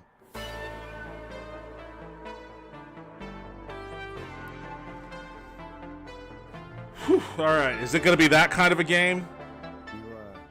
You hear something, Kaiki? Huh? Hear what? thought I heard someone yelling, or I don't know, a howl. Forrest, is this a joke? No, I almost swore I heard something. Oh, and here I was thinking you'd finally started to ease up. You probably just heard some cats outside. Cats? You know, 4 legs, whiskers, tails, not dogs. I know what a cat is. But I mean, does Gallows Creek have a stray cat problem or something? Not since the rats moved in. Anyway, you ready to do the pre-flight checks? Seriously? Do we have to do these What, checks every Suki? time? And do you have Okay, to call I them see that? you. Reggie pays us to check the equipment before each show, and he pays us to call it a pre-flight check. But if you're sure you don't want to... Okay, let's see. I don't like slippery and slimy texture, so raw tomatoes, jello, mussels, and clams, etc. Okay, fair enough. Was that Darth Nihilus? What's he doing here? Is this a bootleg Five Nights? I have no clue. I saw this on the Steam store and I was like, ah, fuck it. I mean, this is so you're relatively new to the to my stream here, so let me tell you how I choose these games. It's basically just randomness. I'll go open my Steam store and I'll go, it looks all right. I'll click on it and then I'll play it and I'll either really like it or really hate it. There's very few in between. I'm still fuming over my summer car. I'm angry. I wish I could refund it, but what's done is done. So now let's find out what this is like. It looked neat. Actually, I looked at the preview. I don't know if you ever played. There was some iPhone game that came out some time ago that's like all text driven, and the idea is like it's an astronaut on a space station or something, or he crash lands on a planet, and he's trying to get help from someone off planet, and he just happens to be able to contact you, and he's asking you what he should do to try to like save himself, and you give him like commands and whatnot. It seems like it's kind of like that, only more visual. It's not purely text like that game was.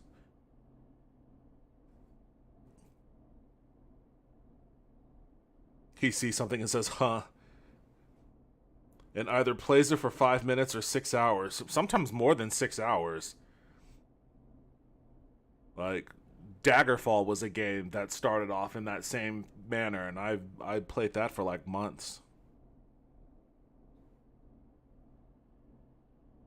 So that means you're going to play Porn Tycoon 2. Got it.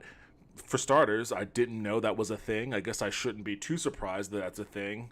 2, I'm pretty sure that's something that you probably don't want to play on Twitch.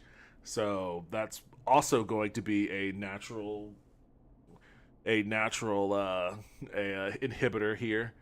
But 3, if there is a Porn Tycoon, I'd give it a shot off stream probably. Just throw on the 18+ filter. I think I already have that. I should definitely already have that. You can definitely play it on Kick. Yeah, I could also like, murder a homeless person on Kick. I could do all sorts of things on Kick if I wanted to stream on Kick. But I'm not going anywhere near that Psycho platform. There's no shot you're ever gonna see me on Kick. Jesus, I could like do a Kick stream where I fucking force a bunch of immigrants to play Russian roulette, and it'll be perfectly fine.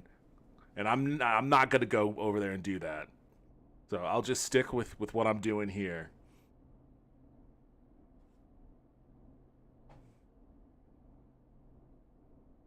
You can wrestle a Jimmy on there and say N-words, shoot at people. Yeah, you could do anything on that Psycho platform.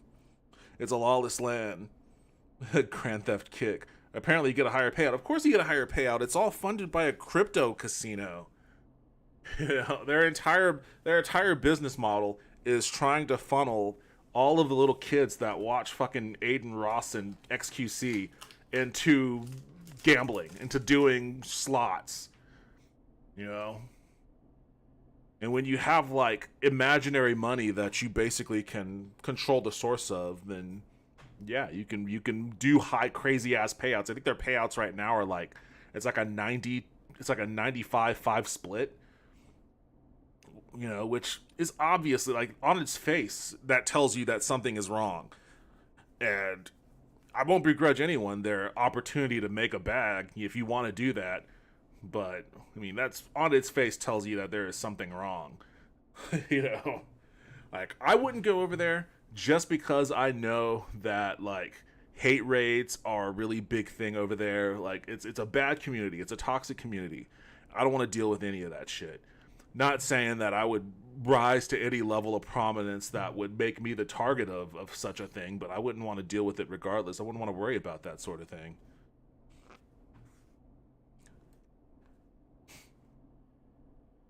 There's a black cat behind you. Hey, you know what? There's also a calico behind me too. Oh. I don't know if you can see. Oh shit. There's a little calico right there too. They're chilling in their beds. They're both just chilling in their beds behind me. Well, now they're looking at me like I'm about to disturb them, but I'm leaving y'all alone. It's good for y'all to chill.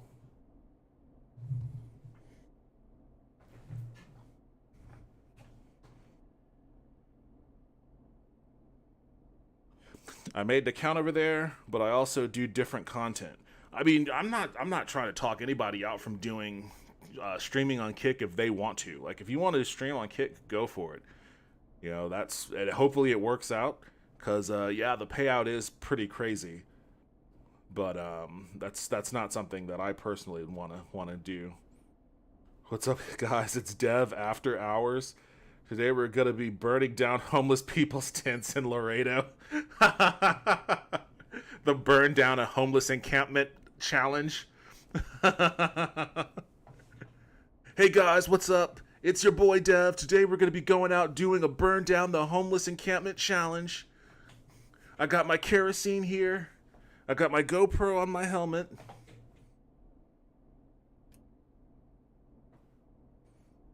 We aren't really the demographic for Kick. I mean, I don't even know what I am the demographic for, to be perfectly honest with you. But I'm pretty sure I have a little bit too much gray in my beard to be the demographic for Kick. I do wholesome content and 18 plus. I think just my inability to control my language keeps me from being outside of the 18 plus barrier. I curse like a sailor and have no compulsion to control that. Suki. She says hi. I keep Twitch pretty wholesome. I've got a shotgun for bonus points. Ooh, fair, I don't swear. I do. Alright, let's do the checks. All right, fine. Let's get through this. Alrighty, this is your captain speaking. Really? Come on, let's have a bit of fun with it for once. Buckle in, folks. We're about to hit some tubular rents. Let's start with record playing. Okay. But I'm certainly not wholesome. And hit play. I could be wholesome in a cursing kind of way. Says hit play. Forrest, you need to grab a record and stick it on the turntable. Oh, okay, fine. What am I gonna do? David Scopo? I like that name. Let's do David Scopo. This isn't a real dude, is he? The record box is on the left, and the record player. I'm remembering the controls. Okay, chill out. Then hit play. Oh my god, I'm gonna fire her. Got it. Great. Now turn it off. Alright. Alright, up next, phone line buttons. Okay. Your captain will be waiting to take your call on line 1. Alright, Peggy. Ready for you on line 1. Who's Peggy? This is Captain Donald I get to King calling. live out my Fraser Crane fantasies. Yeah, it's a riot. I'm listening. And button 2 works just the same. So, let's move to the Peggy button. You mean the producer line? Like I said, the Peggy button. Press it when you need my help during the show. Is there a Peggy mute button? They haven't invented it yet. Now come on. The Peggy button is the third one on the phone line. I labeled it for you. Press for Peggy. This is your brain, Forrest. Sorry I made you such an unfun turkey. I'm a turkey now, am I? Okay. Are we almost done? Sound Blaster next. That's an easy one. I curse like a sailor, but haven't gotten hit by Twitch yet. But then again, it's not much more than a few F-bombs, which usually doesn't matter to Twitch. You made me think of a joke a friend told me last night. Well, don't leave us hanging. Oh, it's joke time. All right, let's turn the volume down there. It's the thing covered in buttons. I did that. What do you want me to do? I'm turning them all up.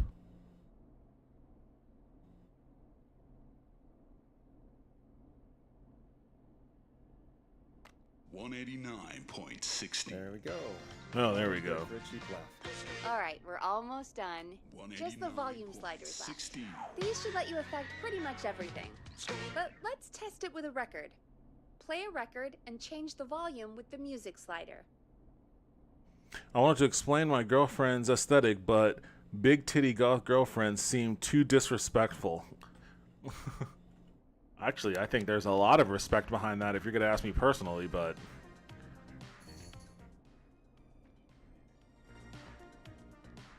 Alright.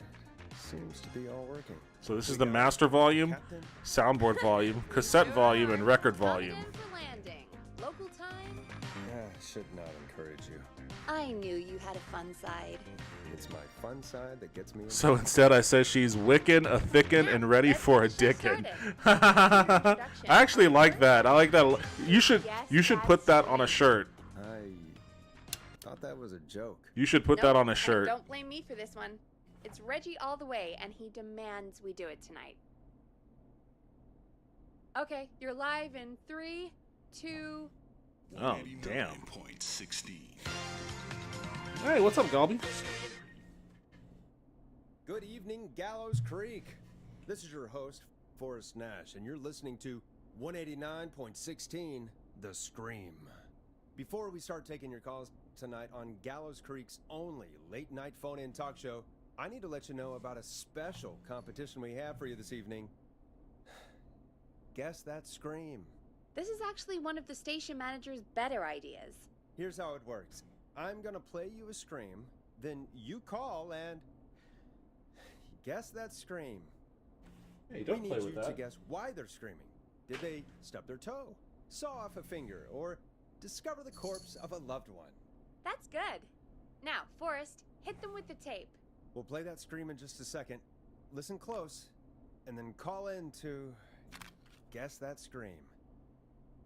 Peggy, what do you mean play the tape? I used to have a tape guy do that for me. You're not in Chicago anymore, Forrest. Here in Gallows Creek, you get to be your own tape guy. Come on, I gave it to you yesterday. Forrest, you do have the tape right. You knew we were doing this tonight. I don't know what tape you're talking about. I just grabbed a random one. Is a terrible idea. Teddy Gallows Jr. is a family man, Maybe a devout Christian. Idea, but and that doesn't mean it can't be fun. We're going to need a scream tonight, Forrest, and you're the one at the mic, so... Really, Peggy? You want me to scream? You know this show depends on my golden voice, right? Come on, Forrest, just do it. That's enough dead air already. Just think of a scream and let it rip. Oh, God. Sorry about that. I'm back. Had to step away there for a second. Listen close, and then call in to guess that scream. The perturbed Yeti scream, the falling off a cliff scream, the drowning scream. Not much of a scream when you're drowning, but let's do falling off a cliff. Well, folks, there you have it. Call in with your guesses, and if you get it right, you could win 2 tickets to the amazing... This guy, why is this guy a radio host? He Fried dough. It sounds like he hates his job. Just call in at 555-239-KFAM with your guess. Now, here's some music while you get dialing.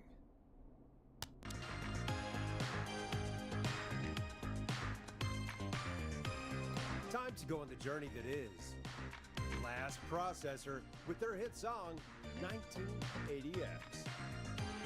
Okay, I introduced the song. Forrest, that was amazing. Thanks. I can't wait to hear what people think that was. How the hell did I get into this mess? Lighten up, Forrest. That's gonna be the highlight of my week. I'm sure this has put the fun in funeral. Forrest and Peggy haven't heard about what's Forrest, going there's a call to be coming. talked about at my funeral. Okay, Forrest. I just shut pulled the an music accidental petty move on my ex.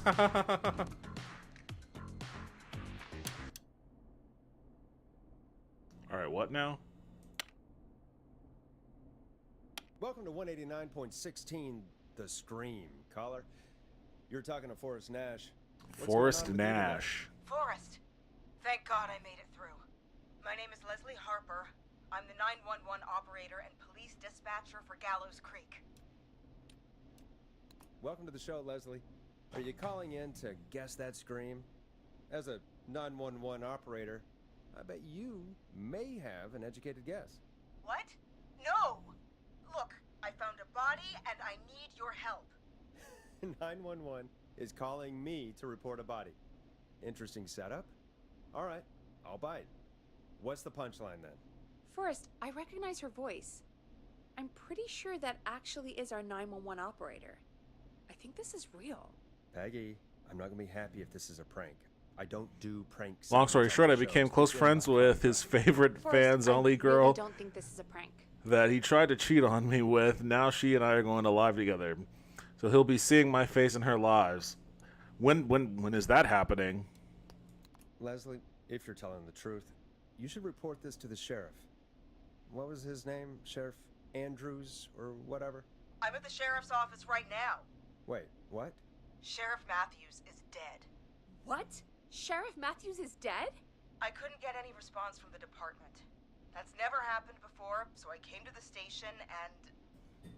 It seems like we should take this call off air. God, poor Sheriff Matthews. Let's go to commercial. Do you know what happened to him? Someone got him. Someone got up very close and... I really don't want to say what they did to him. Did he fight back? I don't know. I think he tried.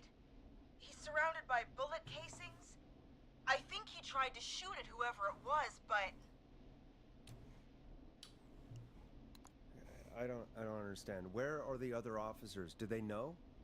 Have they secured the scene or whatever cops are supposed to do?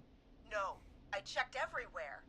Deputy Martinez is here, but she's knocked out, tied up, and locked in a holding cell. I called you right after I found her. God. Wait. Please don't tell me that this hick town only has 2 cops. Don't be ridiculous. We have 3, but Officer Gunderson is on leave in Cancun. Leslie, do you have any idea who could have done this? Not a clue. I didn't see anything on my way over. Leslie, you need to call over to Henderson or Quiet Ridge. They need to send someone over from their department. I tried, but I can't call anything but local numbers. Something's wrong. I'll have to go there myself, let them know what's going on, and bring help back with me. But if you leave while there's a murderer on the loose, who's gonna man the emergency line? That's why I called. Forrest, I've routed all what? calls to come into you. No, I'm sorry, but this is a terrible idea. What on earth made you think to do that? You're the only person with experience manning a phone line around here. You're the only person equipped for the job.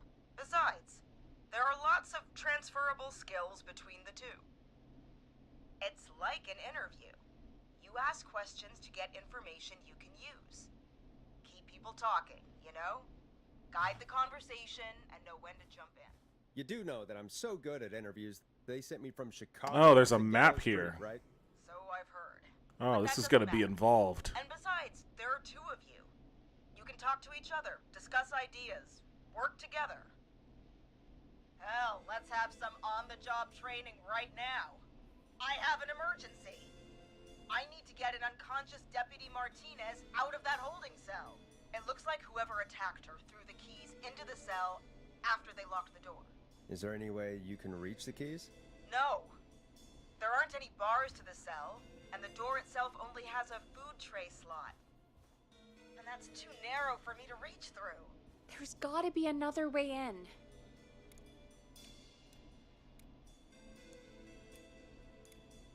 There's gotta be another set of keys somewhere in that office. Those can't be the only one. Of course.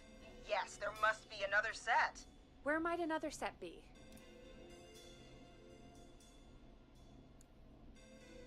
Have you looked around the officers' desks? That's the first place I'd check. That was the first place I checked, too. I couldn't find anything useful, though. Maybe Sheriff Matthews had a set of keys on him when he... you know. I couldn't see any at a glance, but I didn't really look up close. 1 second. Oh, I think I might be sick. Sorry, Sheriff. I'm just gonna turn you over and... Oh. Why are we letting this go out over the air? Oh, wait. That might be them. I think I got the cell keys. Looks like Sheriff Matthews might have saved his deputy. Do the keys work? They do! Give me a minute to untie Deputy Martinez. I'll be right back. So far, so good, I suppose. How are you feeling, Forrest? I can't handle this all night. I think we can handle this. I'm quitting KFAM if this is a prank. I swear to God, Peggy, if this is some sort of joke, I'm leaving this town. I've never heard of anything like this happening in broadcast. I've never heard about anything. Once I reached 1K on the clock app, I jumped 100 followers in 24 hours. Damn. Come on, Martinez. There we go. Just gonna sit you in your office chair. We'll head to my car. Yeah, but it was nice seeing. Nice to see my Korean family. It's been too long. I fully intend to visit them. I'm taking her in the car with me to get help in Henderson. It was a weird but fun mesh of traditions. That's awesome. I'm happy for you. Bring me back some Korean snacks whenever you visit them. You mean we're gonna be on our own? Just Peggy and me, and no one else, responding to emergency calls. You'll be fine. You and Peggy just work together like you did earlier. You can do this. Now I'll be back as soon as What? My car! My car is on fire! What do you mean it's on fire? How the hell? Did it just go up in smoke? What happened? Wait. What? No way. This can't. Well, Forrest, we have big trouble. What's happening? What's that noise? It sounds like whistling? Whistling? It can't be. Oh my God. I can see him, but he's dead, right? Right? With that mask, how the hell is he? Who, Leslie? Who? The Whistling Man. The Whistling The Whistling Man. Who's the Whistling Man? He was a serial killer back in the 50s. Wore that mask. But he's dead. He's... What the hell? Oh, God. Do you think he attacked Sheriff Matthews and Deputy Martinez? He's coming this way. Leslie, stay inside and lock the doors. Right. Shit, we need a new plan. My car's torched. We need to think. There should be police cruisers at the sheriff's office, right? Like, you should take one of those. Yeah, that could work. Let me check if Martinez has any... just reach into your pocket there, Deputy, and... Yes, got him. Keys for Squad Car 3. Apparently, the old man likes polka. When I got here. The three people listening to the radio station. Yeah, I know. Like the. How am I supposed to get us to the people that just want to listen to some 80s music. Man is right there. They're like. Deputy Martinez surely carries a gun, right? Could you use that? Deputy Martinez's gun is missing. I guess the Whistling Man must have done something with it. The sheriff must have a gun, right? Can you see it? There was a gun next to him. Let me grab it. Why do you need me to tell you this? Shit. God dang it, Peggy. He must have emptied it trying to defend himself. Is there a weapon lockup? There must be a weapon lockup in the station, right? Could you grab something from there? I saw it earlier, but as you might have guessed, it was locked. But maybe one of these keys I got earlier will help. Let me see. No. No. No! Shit! None of the keys work. Are there any other weapons lying around that you could use? I didn't see anything earlier. Let me check Deputy Martinez's belt.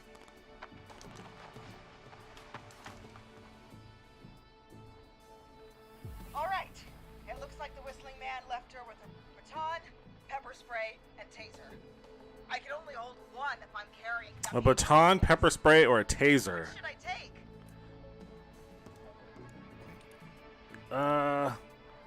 Ooh, taser is tempting, but I have a feeling that something's gonna go wrong with it.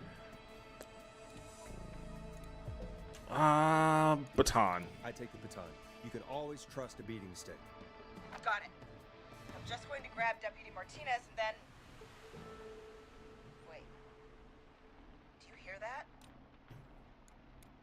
No. All three? They don't take up too much space. Yeah, that's... Seriously. Let's put the pepper spray in your pocket. Carry the baton. Can you still see the Whistling Man? Be careful. I don't like it. Me neither. But it's an opening, and I've got to take it. Okay. Deputy Martinez, if you can hear me, it's time to move. Just lean on me. Yep. There you go. Are you sure about this, Leslie? No time like the present, right? So, here we go. Again, you're I forgot that she was going to be carrying a body. Maybe a baton isn't the best thing when you're carrying a body. Speak to you soon. Good luck, Leslie. That's one brave woman. God, I hope she makes it through this. You know, I've got to say, this really wasn't what I expected when I came into work today. Well, they always say you have to be ready for everything in live radio. Carrying a body isn't too hard? What, do you have experience with this? Oh, I think we've got Leslie back on the line. How many bodies have you been carrying? You're like 3'2". Forrest? Peggy? This is Leslie. Are you there? Over. Wait. We're here, Leslie. So I guess you made it to the car then. Over? Sorry about the CB chat. Old habit. But yes, we made it to the car. Deputy Martinez is in the passenger seat, still out cold. I don't see the Whistling Man anywhere, and I don't plan to wait for him. So I'm going to get us moving. Jesus! God damn it! Get back! Get away from her! Leslie, what's happening? The Whistling! No! Get off her, you son of a bitch! Get off of her! No! Let go of it! Does she not know how to use a baton?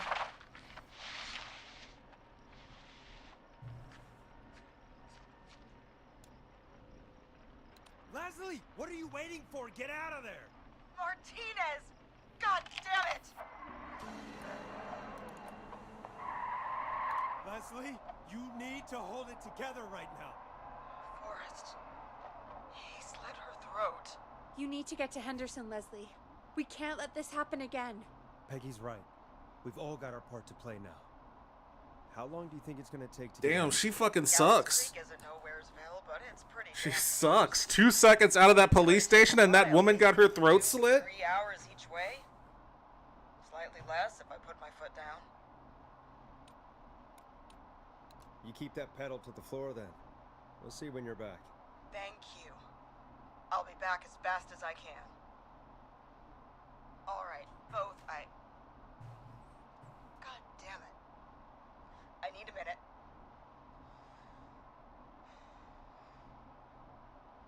I'll be out of range soon. I'll radio back as soon as I can, once I got the cavalry. Skill issue?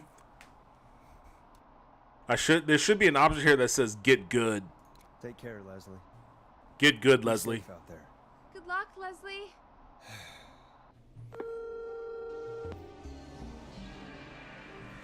Folks, you heard it here. We've got a killer on the streets of Gallows Creek tonight. Please make sure to stay safe. And Leslie, we're counting on you. We're going to get back to the show, meanwhile. if you have anything on your mind or have any information about this Whistling Man character, I can't then throw give the us a call. paper. We'll talk here on 189.16, The Scream. For now, here's another hit record for you all to enjoy. Weak. Wait, another hit record? Okay.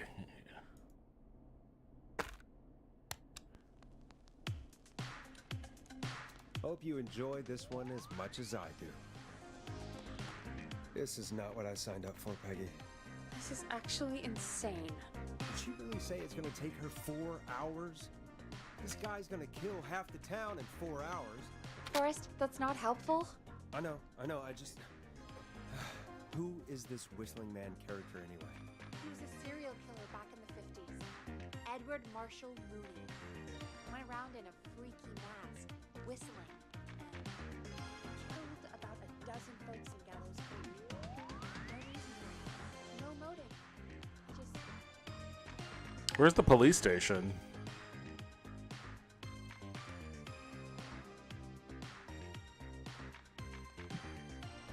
Here's where we are, KFAM radio station. I guess maybe the police station was way out of town.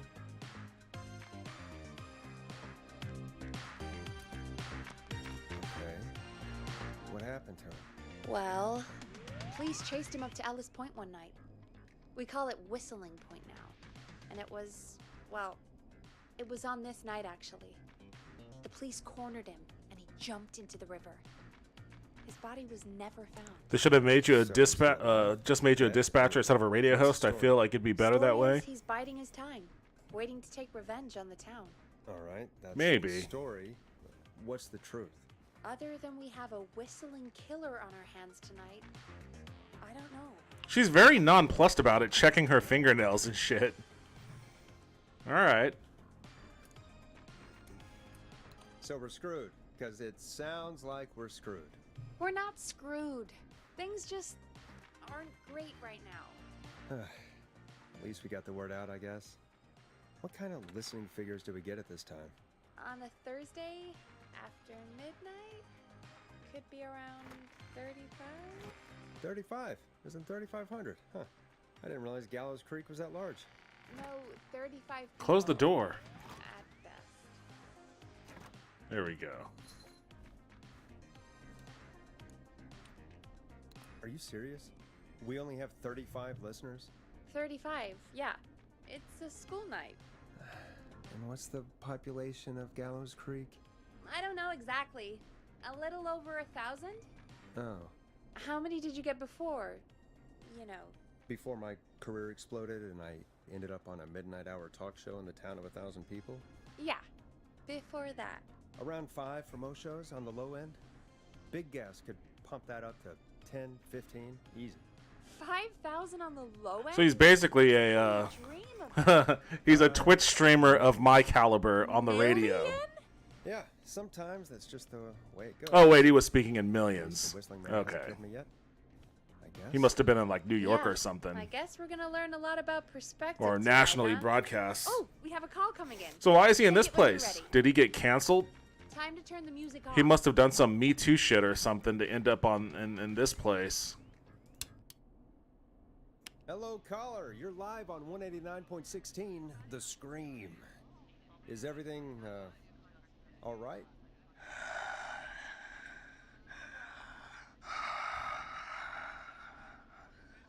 Okay, who is this? Are you, hello? Hello?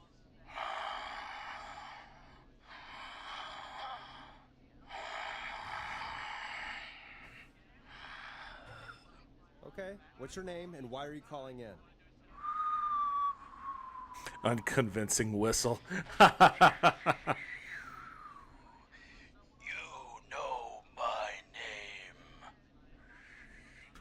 Weak whistle. That's literally me trying to whistle.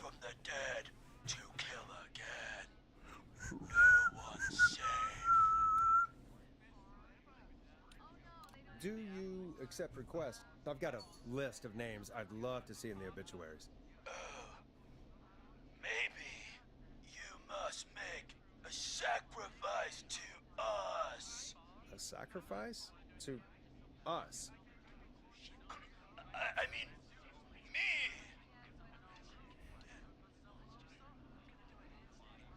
We want cheese-dusted pretzels. I mean, I want cheese-dusted pretzels. Or I'll cut your face off.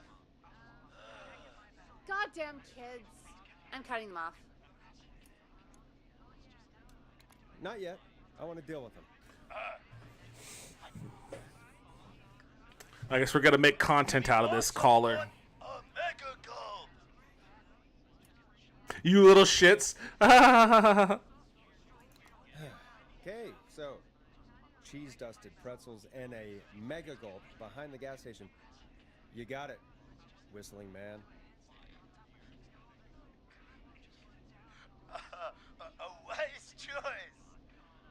See you soon, Boris Nash. Needless to say, I won't actually be going out to the gas station to buy anything for these kids. And none of you should be going out tonight either. We've got an actual killer out there. Anyway, this next one's dedicated to all of you staying inside with your doors and windows locked. Now it's time to go with The Flow. And this is their hit, Crying for Help. What the hell was that? Kids pretending Crying to be for right help. now is stalking the town? It's a thing. A thing? Oh, kids around here. They pull pranks pretending to be him. By pretending to be this I like how I'm actually just a radio DJ. It's not funny at all. And there's no chance that our Whistling Man was just a prank. That I don't even get a chair. I don't even get a chair for my desk. What the fuck? That's real. Christ. Can I use this chair? Let's stay positive. No, I guess I We can't. still have a show to do. We already have another caller on the line. All right. Let's do this. Hello, caller. You're live on The Scream with me, Forrest Nash. What? I dialed 911. I need the sheriff right away. Okay, right.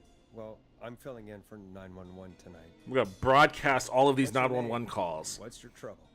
My name is Sandra Sharp, and I need the cops now. All right, let's make things worse. Let's make things as bad as humanly possible. I'm sorry, Sandra, but the sheriff is dead. I'm trying to get help in from Henderson now. What? I need the cops. The cops are dead. Help me then. I drove to the edge of town for a jazz run, and now some psycho dressed like the Whistling Man is after me, knife in hand. Oh God, it's actually happening. Where are you now? Did you escape to somewhere safe? Oh, I did, baby. I jazz ran all the way to my Jazz car. ran. But I dropped my keys somewhere along the way. I never locked the door, so I've got a place to hide, but I can't get moving.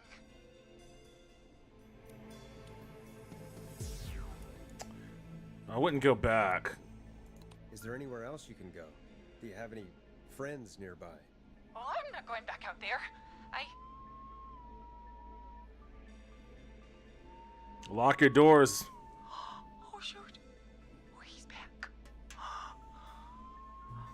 Look, I don't know what. Am I gonna have to walk her through hot wiring it? Start this engine without the keys, and you're gonna have to help me. Oh boy. Wait, I don't. Kia challenge, the Kia Boy challenge. Toolkit buried beneath my spare. I hope this is a fucking Sonata. Back when I find it. You're listening to 189.16, The Scream. Hosted by me, Forrest Nash, your friendly neighborhood radio host, mechanic and savior. Sit tight while the record spins, folks. This one goes out to you, Sandra.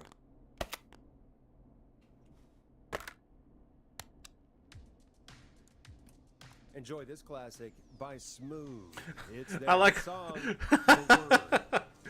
I like how he's just still going Station have a show about cars? right along. Tamora twins or something. Timberline twins talk motors. Yeah, you know they're not even brothers. Really? They look the same though. I know, but they're not even related. It's weird. I asked them about it once, and they got really sweaty and defensive.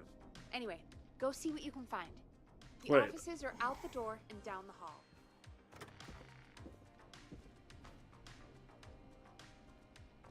Okay, now this is where the game is probably going to start getting scary. I gotta find these fucking dudes. Okay, I don't think that's it. I don't like this. I don't like this. I don't like this. So many locked doors, so few keys. I do not like this. I do not like this. I want the record to show that I do not like what I'm doing right now. That weird sound isn't helping. Oh boy, what am I looking for? I don't even know what I'm...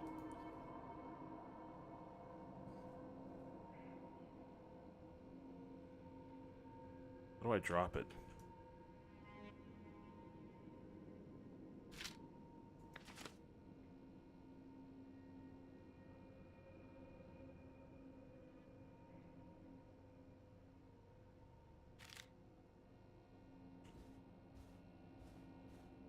Not a fan. Not a fan.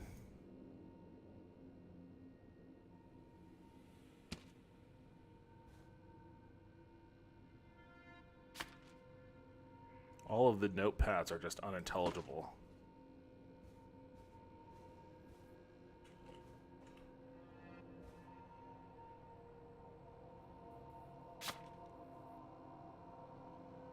That kind of scared me for a second.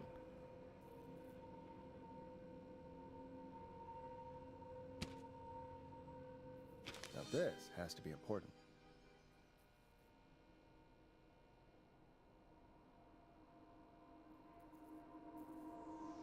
I borrowed your car theft magazine. Is that this?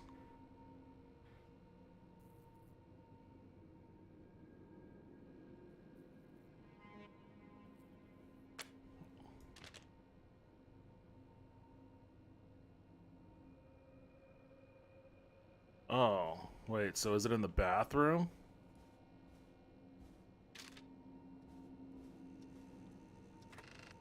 I don't like this.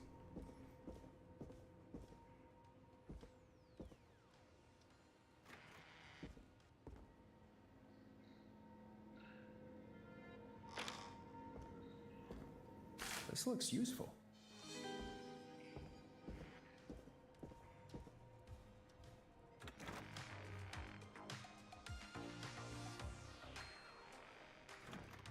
Why does this door swing both ways? There we go.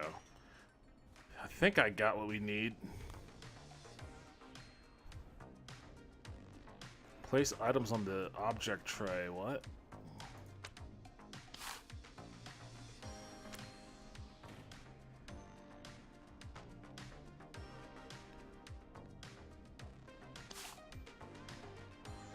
What am I... Hold on. Oh, it literally is a car theft magazine.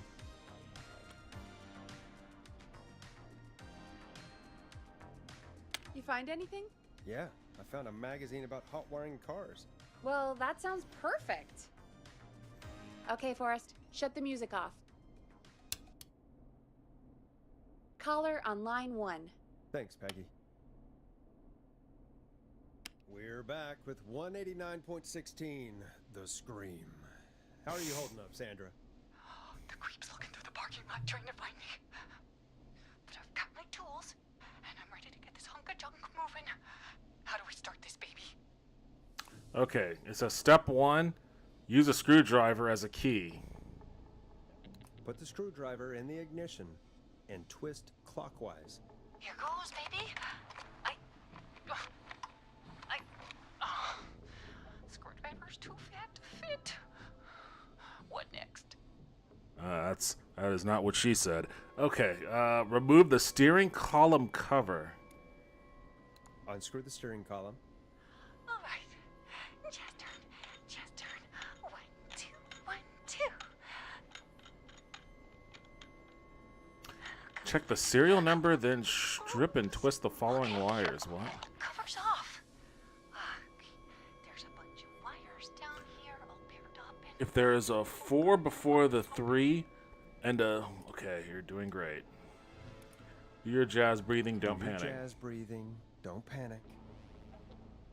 If there's a 4 before the 3 and no 7 in the number, red and blue. A blue wire, a yellow wire, a green wire, and a brown wire. What's the serial number on the steering column? The number is 576-894-320. Okay, there is a 4 before the 3 and a 7. So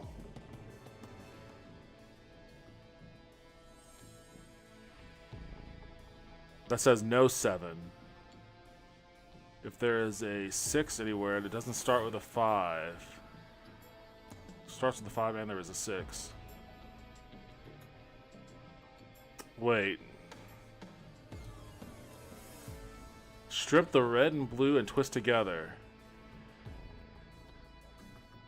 It's only giving me those 2 options.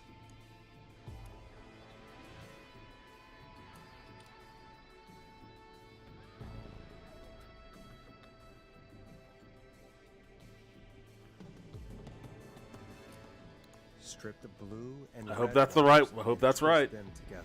Okay, here we go. Blue and red and twist and turn and oh, it won't turn off. Oh, don't do this to me, Jazz Radio. There are 3 big wires going into the stereo. What do we do?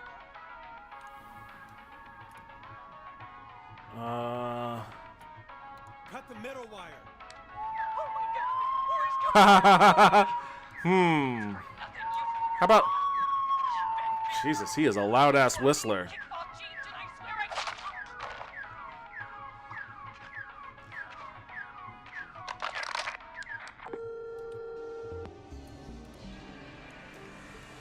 Jazz heaven? Well, let's hope she is jazz flying up to heaven. Jazz fly. Boy almighty. I mean, okay, Gallows so... Creek just lost one of its own. Everyone, please stay home. So, Stay home. it didn't give me an option safe. outside of the number it gave Stay me. tuned. This next track is dedicated to Sandra. Taken too soon. Is there any other fucking...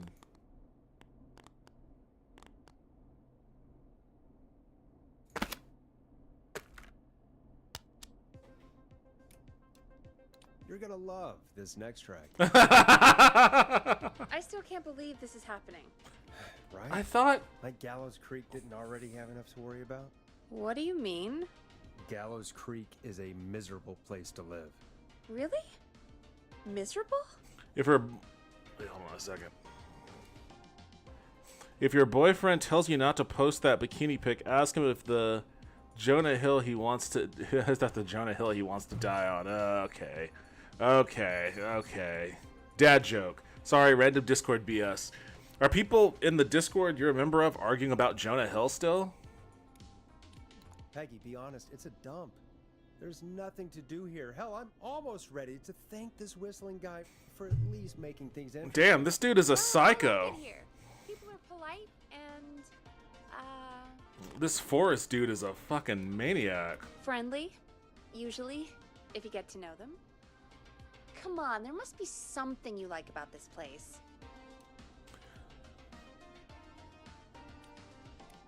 I guess some folks have been okay. You're not terrible after a while. No, it's just all women, so that was posted. High praise coming from Forrest Nash. You know what I mean, Peggy. I do. Gotcha. It's Forrest Nash for I think you're swell. Anyway, I hope the killer is done for the night and that Leslie gets back soon. Me too. Where did I go wrong with Can that? we at least call off that stupid Guess the Scream contest? If there is a 4 Yeah, before that'd a probably 3... be a good idea. And no... Oh, man. I wanted to see where I fucked up on that. Caller on line 1. When you're ready, shut the music off. Evening, caller. This is Forrest Nash, host of 189.16, The Scream. And tonight's 911 stand-in. Hey, Forrest. My name is Brian. Brian Ponte. Brian Ponte of Ponte's Pizza.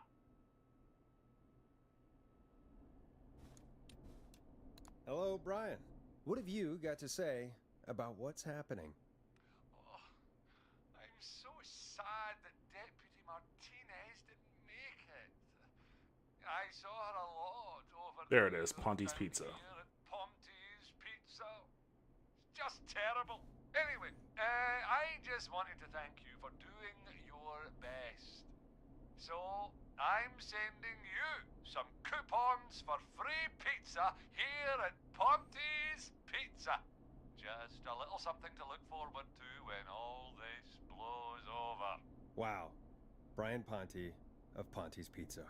That's really good of you, but you really don't have to, though. Oh, it's the least I can do.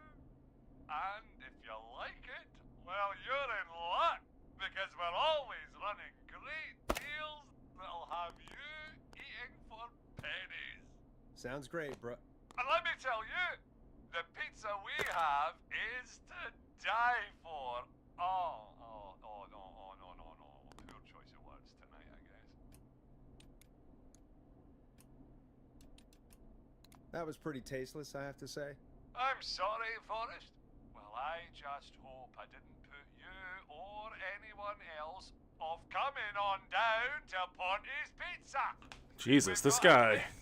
Just hang up on him. Our famous beer and pizza deal. Wait a minute.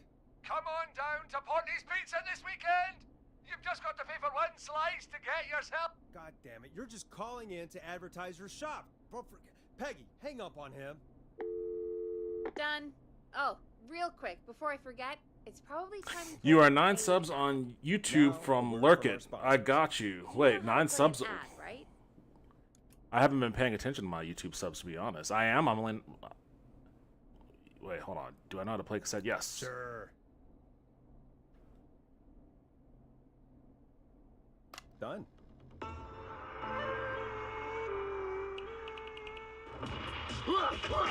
I'm only... The fuck am I? Holy shit. Wisdom. Do you want to double your power? Let's turn that down a bit. Only 9 subs away from lurking on YouTube. Okay, cool. Wait, was that thing you sent me earlier? And receive direct by video warrior instruction from me, Master Robbie. You will learn the 4 qualities of an ultimate conqueror. Yep. Oh, okay. That's awesome. That's awesome. I guess I'm about 90 follows away on Twitch. Using classified techniques, I'll unlock your inner chi after only 5 30-minute video sessions. Ultimate power and wisdom can be yours now for the low price of only $24.99. Just call 555-7861 USA to take your first step to becoming a champion.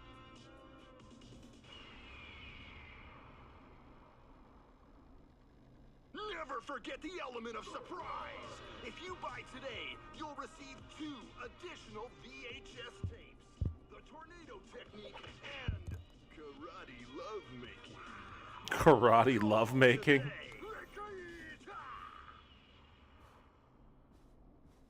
Do people really buy this kind of thing?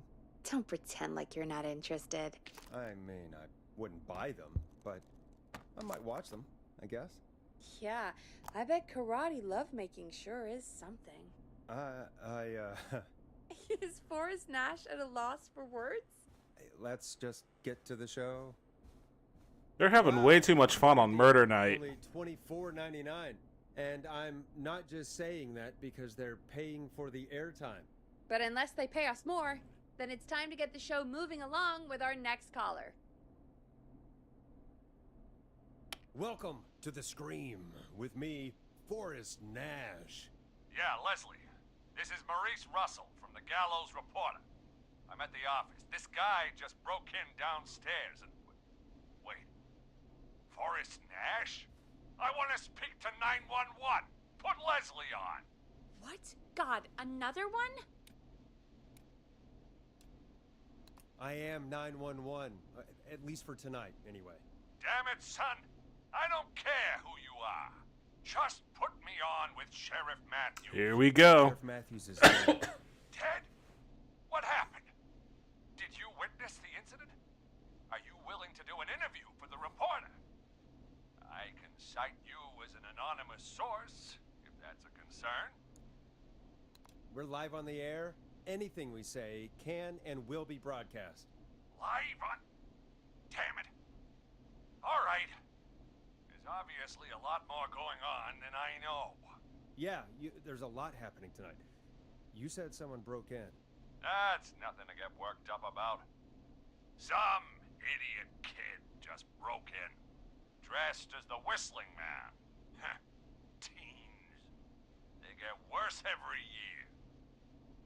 This punk wasn't even a disappointing twinkle in his daddy's eye when Edward Marshall Mooney stalked the town. But I was there. I covered it. You don't understand. That's not a prankster. That's the Whistling Man. Of course it's not.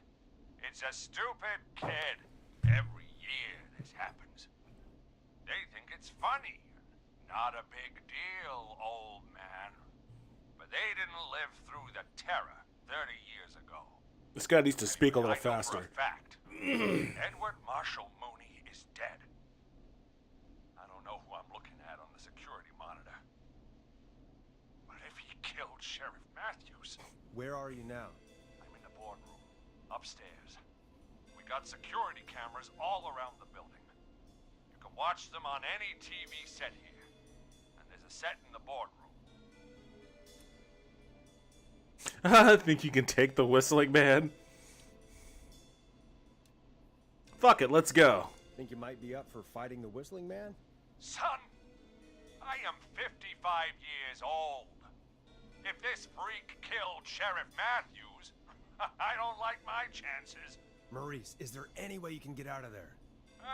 Damn, Maurice, way to fold. Kid.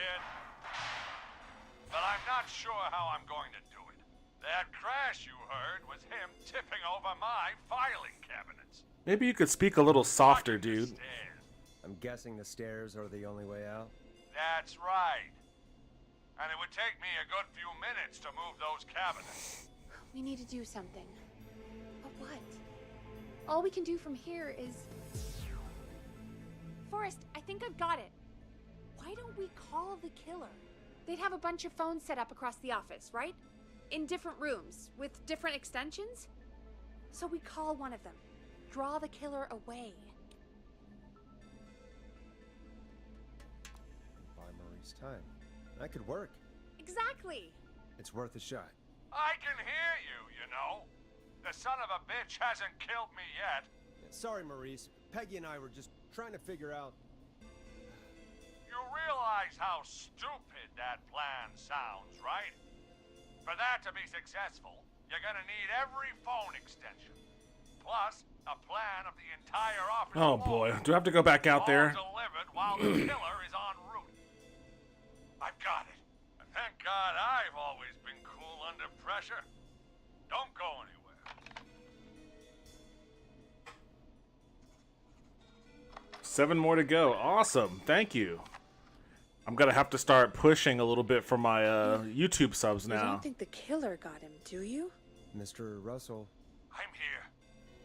Freak's going Satana. Go check your fax machine. Oh, Satana. Don't let me down. That's what this game is missing. That was fast. How do you know our fax machine number?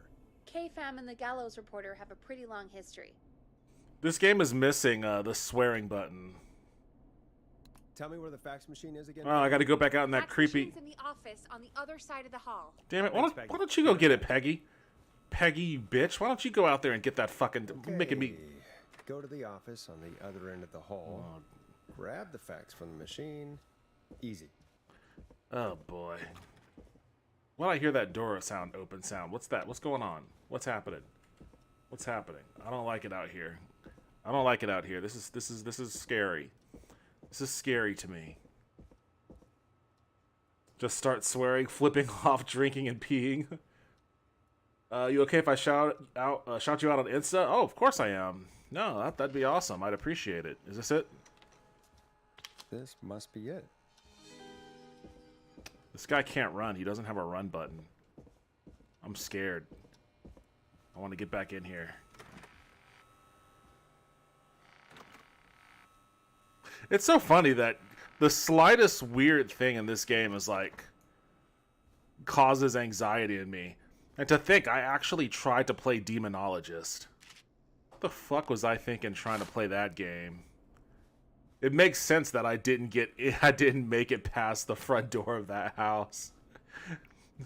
I can't even walk into an office room in here and get like a fax without being like, I'm scared. And then I try to play Demonologist. Hey, did you get the fax? Yes, I have Yes, it. I have. Mr. Russell, you still with us? I am. Why do I need the fax? Why do I need it? Yeah, I got it right. He here. knows the layout. I knew you could at least manage that. Okay, folks, we're back on the line with Maurice. Let's see if we can help him avoid the Whistling Man. Here's the situation. The Whistling Man searched every room in the hall leading up to the boardroom. And now, he's in the office next door. It's now or never. This plan of yours better work. I'm ready on my end, Forrest. Again, we want to draw the killer away by dialing an extension number, and then move Maurice somewhere safe. So, what extension should I call? What's that? Extension 03? I can't even read what the fuck this says. Editor? Does it say editors? Call the editor's office? Archives? Maybe I should call... If he's in this office, he'll walk over there. I could probably get... Alright, call the editor. Call the editor's office. Call the editor's office. The extension is 03. Got it. I'll put the call through when you're ready. All right, Nash. Where do I need to go? Once he picks up that phone, I'm gonna have you go... Oh wait, that's your only options? The kitchen or the archives? Alright, go to the archives. I was gonna have him go in the bathroom, but I guess... just go... You're moving to the archives. Archives, fine. That makes sense. Go somewhere he's already checked. Not bad, Nash. I'm ready to place the call. Are you ready, Mr. Russell? Don't have much choice, do I? Make the call. Yes, sir. Calling now.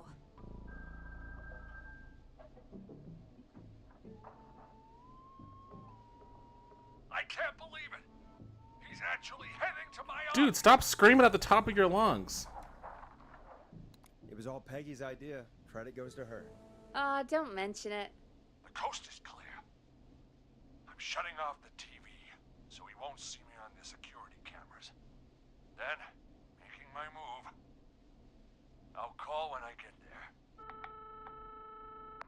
Do you think he'll make it okay? I'm sure he'll be fine. But now, what do? We gotta find some way for him to get past that barricade. What do you mean? I don't think calling the Whistling Man is gonna buy Maurice enough time to move those cabinets. We gotta think of something else. Yeah. Maybe we could... Oh! Call incoming. You ready? Ready as I'll ever be. Put him through. Alrighty. Mr. Russell, are you there? I am. I don't think he saw me. I gotta give you credit for that, but I'm not out of the woods yet. Right, let's review where we are. So, Alright, so now I'm gonna have him call the kitchen. Stairs, which the Whistling Man has blocked with furniture. Exactly. I can move the furniture out of the way, but not quickly or quietly. Could you lock him in a room? That'd probably buy you time enough, right? Maybe. But the damn fire regulations say every door in the office has to unlock from the inside. He'd be able to get out just as soon as... Wait.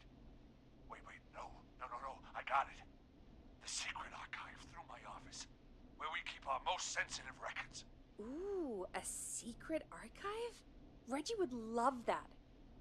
What have you got back there? Juicy secrets about Shut up, outer Peggy. space? How are we gonna get him there? There's no phone back there. Peggy, I don't think now's the time to be playing around like that. You're right. Sorry, Forrest. Kids, we're in the big time now. I've got it all figured out. The secret archive. There's no lock on the inside of that room, only the outside. You can't break out.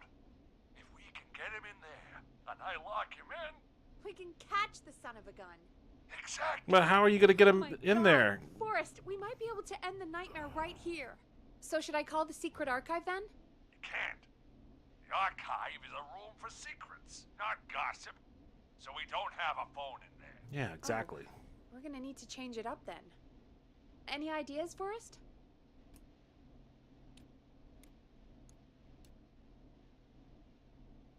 Maybe we could use a radio.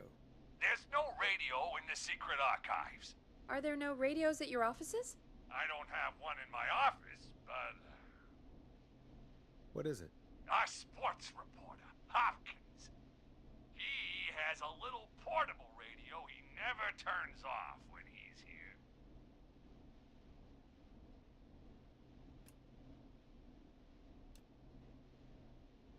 That might be what we need then. Is his portable radio still there? It should be. It's what he calls his work radio.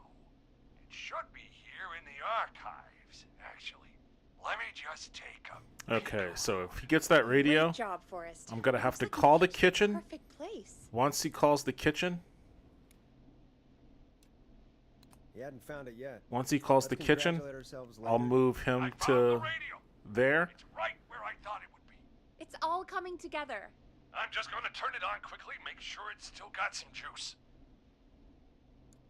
Maurice, turn the volume down. We don't want that thing blasting just yet. Yeah, I knew that, Nash. I was just doing that when you yelled at me. The radio works! If I make it out alive, Hopkins might just get that day off he wanted. That day off. Let's do it for Jeez. Hopkins, Forrest. What an asshole. Ah, God damn it. If I can't have this stupid thing turned up, how am I supposed to draw the killer? I can't be in the room when it's on, or I'm dead. You just... Oh, that's a good point. Turn it to our station. We'll just stay Oh, quiet. wait. We're the radio. Yeah, we'll just be We can quiet. Just be quiet until you're ready. If you can do that, then... Yeah, sure. 189.16. I know that's your station number. But a good editor always double checks. Can you confirm that?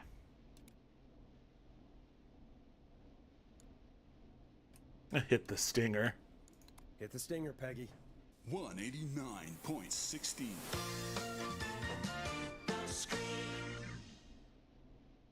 Jesus Christ. I've got the radio on silent, but I'm tuned in. Now, I just need to get to my office. Sounds like we need to make another call, Forrest. Where should we send the killer? To the kitchen. Wait, yeah, he's in the archives. We're sending him to the kitchen. Call the kitchen. The extension is 02. That could work. The kitchen is far away from the editor's office, but the killer searched it before. Are you sure?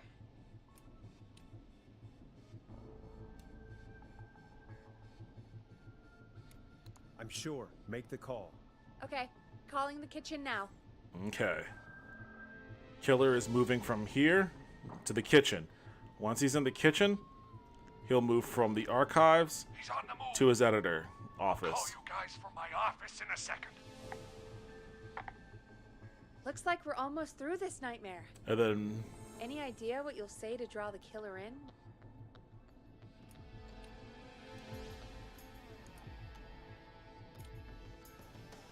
I'm gonna do my best impersonation of Maurice. I think that'll draw the killer in. What's your Mr. Russell impression? I think I gave that masked freak the slip. What a great plan this is, Pearl! I'll give you an A. that was actually pretty Ooh, pretty call decent. coming in. Here we go. Clearly the same voice actor. I set the radio in the...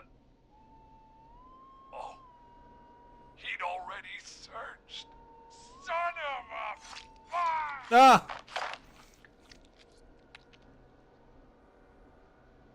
Forrest, he's... Out of print. Out of print. Let's put on a song. Give us some time to recover. I think He had that'll keep already you searched, but the killer had already been in a room he searched before, We'll be back and soon. hung out in If there. you have any stories about Maurice that you'd like I to don't know share, why all of a give us sudden call. the rules changed. I don't know why all of a sudden the rules changed.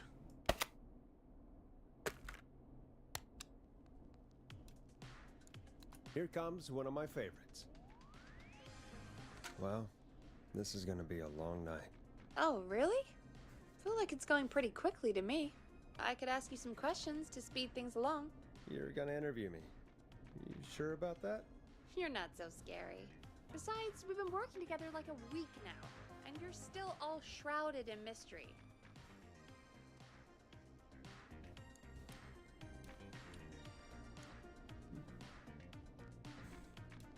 I'll regret this, but okay. Question 1. Tell me about your family. What? Come on, Peggy. That's too general. Okay. Did anyone move with you to Gallows Creek? Nope. Now that's too specific. Too specific? Do you have any siblings? I don't. I'm an only child, and my folks are dead. Oh, I'm sorry, Forrest. You're sorry. Why? Did you do it? Of course not. I'm just messing with you. Anyway, what about you? Any siblings? Your mom and pop still around? I thought I was asking the questions. You are. I'm just making conversation now. Oh. Well, my folks went the same way as yours. Oh. What happened there? My dad walked out when I was about 13. He'd been a wreck for a while. Then he got himself into a wreck, and, well, that was Dad. Mom didn't take it well. She remarried pretty Oh, quick jeez, that after got really loud. She wanted to forget Dad so bad. She even made me take my stepdad's last name. So I'm Peggy Weaver now. Anyway, Guess we don't Mr. need Weaver this. got sick one day, and my mom didn't last long after he went. I'm sorry to hear that, Peg. Don't call me Peg. Yeah, sorry. I was just trying to be... It's okay, I know. I'm sorry. I'm defensive about that name. Any siblings? Funny you mention that now. No. Not anymore. I had a sister, but I haven't seen her since before my dad. Hold on. Someone just rang the door buzzer. Really? Think someone needs our help? Maybe. You want to go What? check it out? No. Me? You sure you don't want to go? No way. I'm locked up tight in here. Get out there, I'll Peggy. pass you the key to the stairs. But you have the key. I'm not saying shit. You have the key. Go. Go. Get your ass out there. Okay. Down to the first floor, then check the door. Wait, how did I get the key?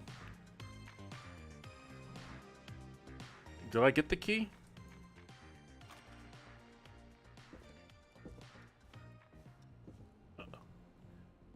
You bitch.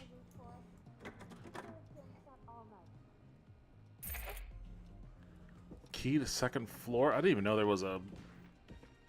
I didn't even know there were stairs. Where are the stairs at? Oh, I do not like this.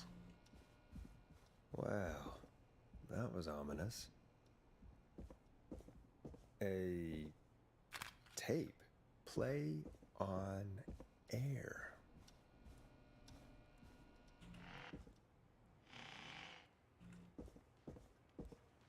Okay. I'm gonna get you for this, Peggy. And your little dog, too.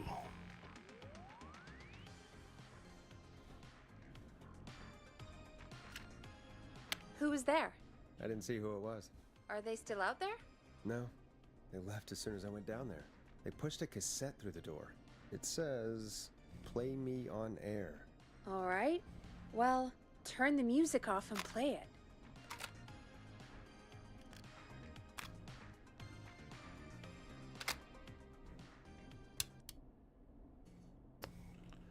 Do we want to, like, introduce this on the,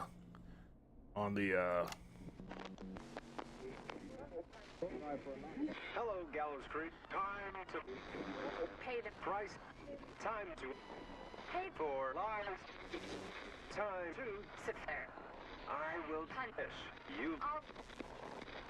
I'm going to enjoy this. Good thing you played it on air.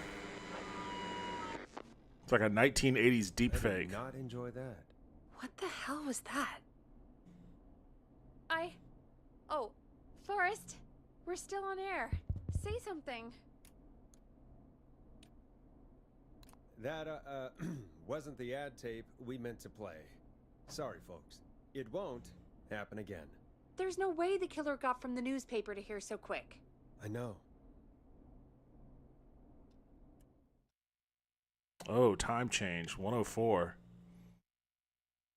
Which is pretty close to the time it is now. Thank you again. I'm probably going to have to cut this short because I'm pretty exhausted and hungry. At the grocery store cannot whistle. We'll remove her from the suspect list. Let's go to a break.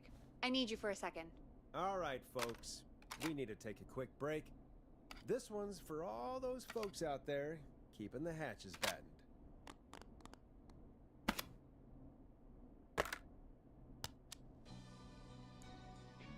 You'll like this next song.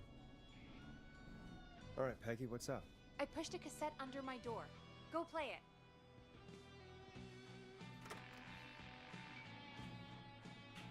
What? What do you mean there's still... I have to go get the cassette she pushed under the door. Don't block me from exiting.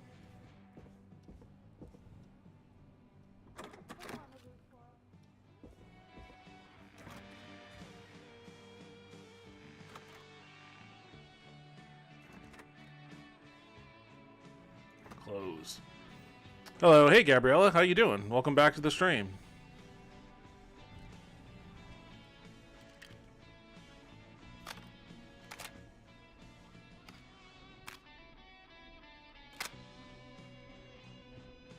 What are you playing? It is I guess it's a horror adjacent interactive sort of narrative game, novel kind of game. I don't know quite how to describe it. It's called I almost called it Vicious Fun, which by the way is a horror movie that you should watch. I forget where it's at. It may be on Shudder. I watched it at a film fest a couple years back and I enjoyed it a lot. Vicious Fun. This is not Vicious Fun. This is Killer Frequency. Kind of a similar name. Or try your call again. Straight to voicemail? My God. Are there any professionals at KFAM?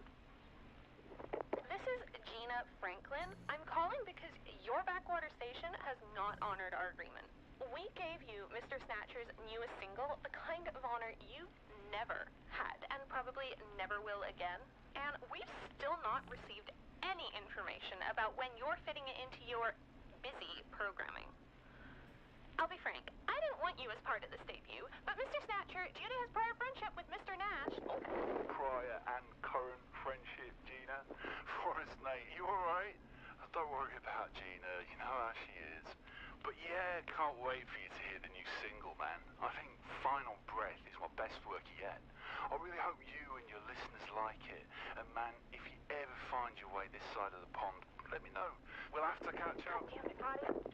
If Final Breath isn't played on your airwaves by the end of Mr. Nash's show tonight, the next call will be much less friendly. That was Roddy Snatcher, Forrest. You know, Roddy Snatcher. Roddy Snatcher. Yeah, Roddy and I are old friends. I love Roddy.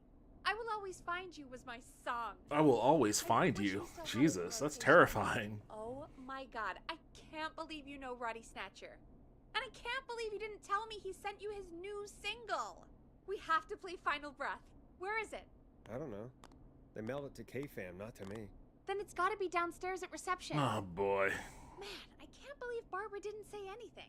I mean, well, if that fiasco last Friday about the missing Knife and Easy track is any indication, folks at KFAM aren't against hoarding station music for personal use. I think we're still missing a few tracks, actually. Well, go get Roddy's song before Gina sues the pants off us.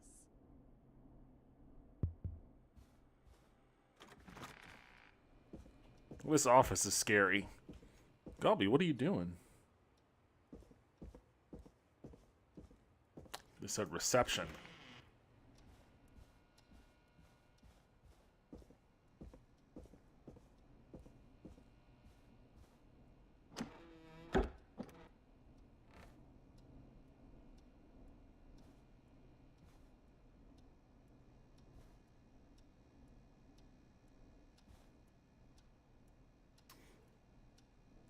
Where would they usually keep their mail?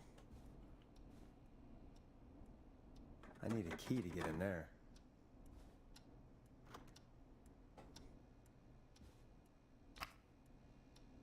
Datables, what is that?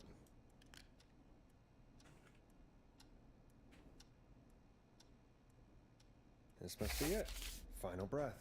My tiny selection grows.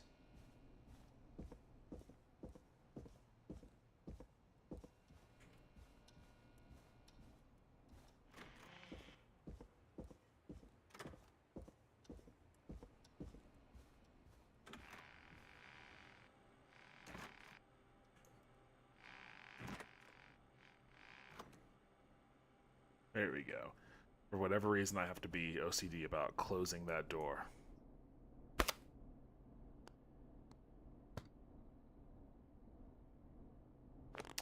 don't know why I can't put it back on the thing. Hey, did you get it? Got it. Let's get this on the air. Gallows Creek. I'm pleased to say we're in for a much-needed treat. Up next, courtesy of the British sensation himself, is a track you won't hear everywhere. Here's Final Breath by Roddy Snatcher. Alright, how do I play it then?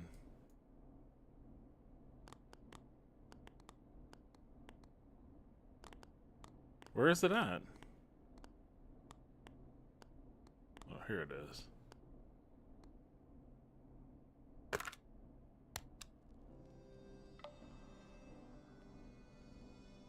Wow. God, Roddy's the best. He is. And more importantly, we should be safe from the worst of Gina Franklin.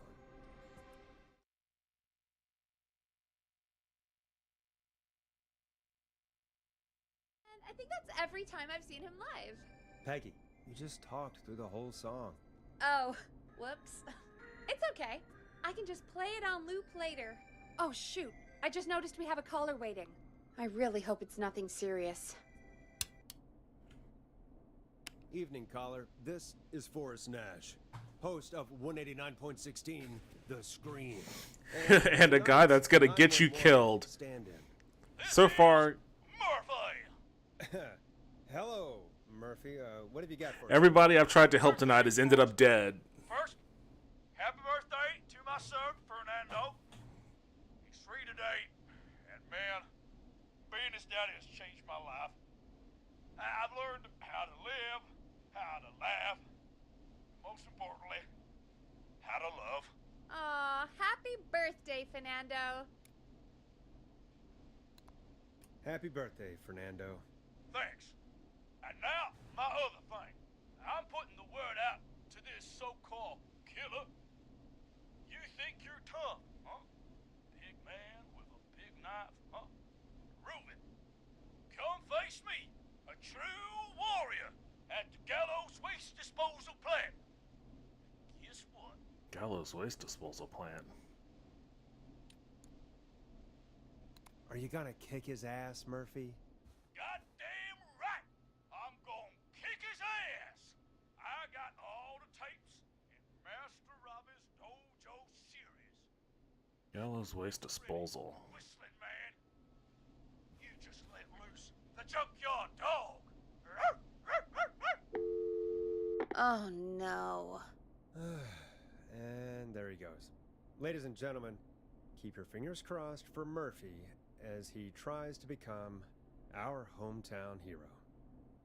Although, having heard that Master Robbie ad earlier, well, don't get your hopes up too much. Jeez, dude. Anyway, we'll be right back after this commercial.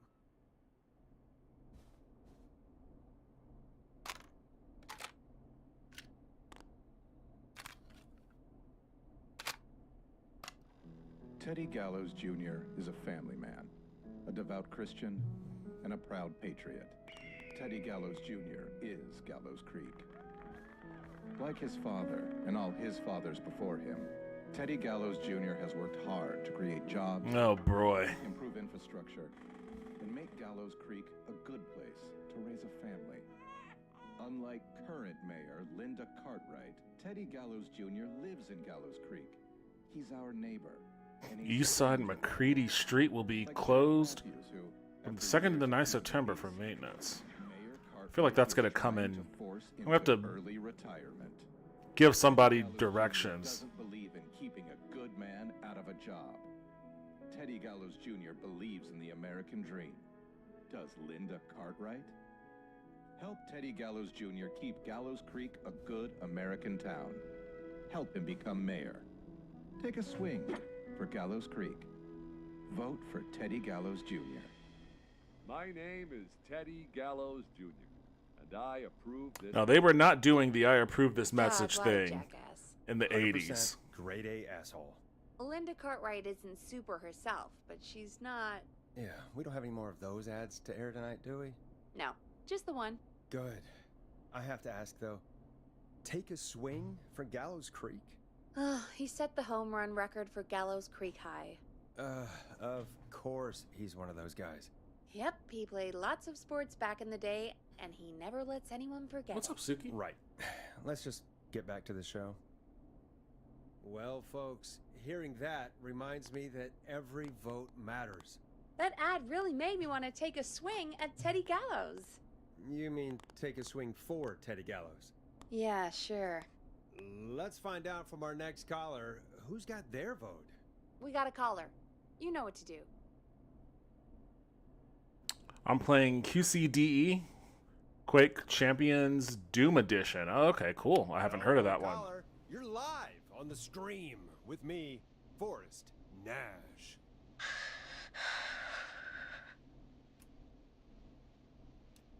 Hello? Who is this?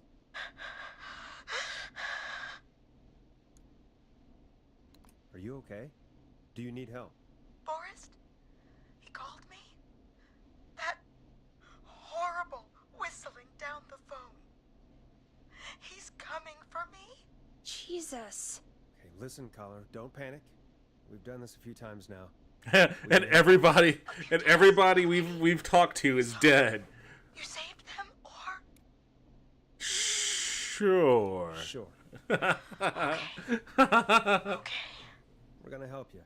Can you tell me your name, caller? I'm Dr. Sullivan. Virginia. Sorry. Take some deep breaths, Virginia. You're gonna be okay. Please don't let me die. I won't. That's a certainty, lady. Calm down. Tell me where you are right now. What's your address? Oh, God. Maybe you can hide in your house? He'll find me. I know he'll find me. Can you run out back? No. What if he's outside, waiting for me? Oh, God. Is there a neighbor you can call for help? No. Everyone's away tonight. There's just a fraternity down the street. You live by a frat house. Yes, they're having a party. That takeout coming in all night. Fun covered in beer cans. They're getting wasted. And I'm about to get... Oh, God. Virginia, what's the name of the frat? It's... Oh, God. I can't think. I can't. Any idea what the frat might be, Peggy? If I knew where she was, I might know, but... Wait, the takeout! If we can get takeout to the frat, we can get a message to them to go and help. Virginia, who did they order takeout from? I don't know.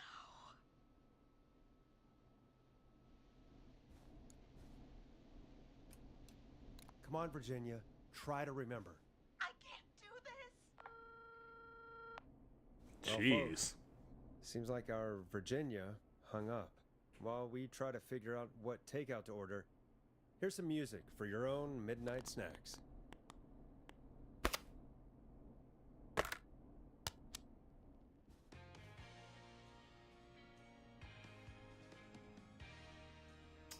Peggy, What places do takeout in Gallows Creek?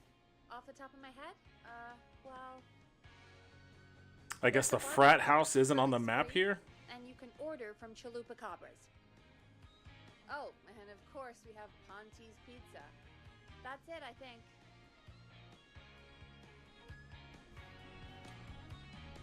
All right. We'll call each place and ask who they deliver to tonight. That's not going to work. Takeout client privilege. What? There was a lot of competition back in the day. Things got ugly. It's a long story. But what we can do is this. We figure out where the frat boys order from, call the takeout pretending to be from the frat, place an order, and include a note asking them to call the station. There's no other way, is there? Not that I can see. Well, let's not waste any time then. That's the spirit. You got any suggestions on where to look? Check the offices for anything food related. What? Why do I gotta go back into the offices? Downstairs. You'll need a key for that. I'll just slide it under my door now. Why do you have all the keys in there? You should be the one doing this shit. God, where to start?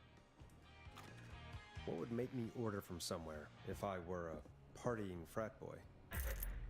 We have a food critic, right? Chad or Brad or... Oh just have to boy. look around.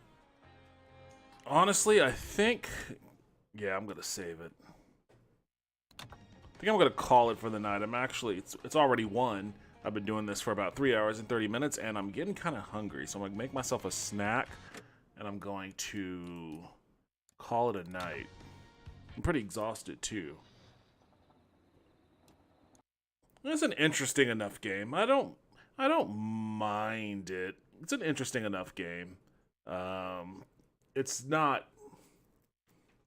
There's not a... I mean, it's kind of neat. I'm not going to say much more than that. It's kind of neat. Oh, man.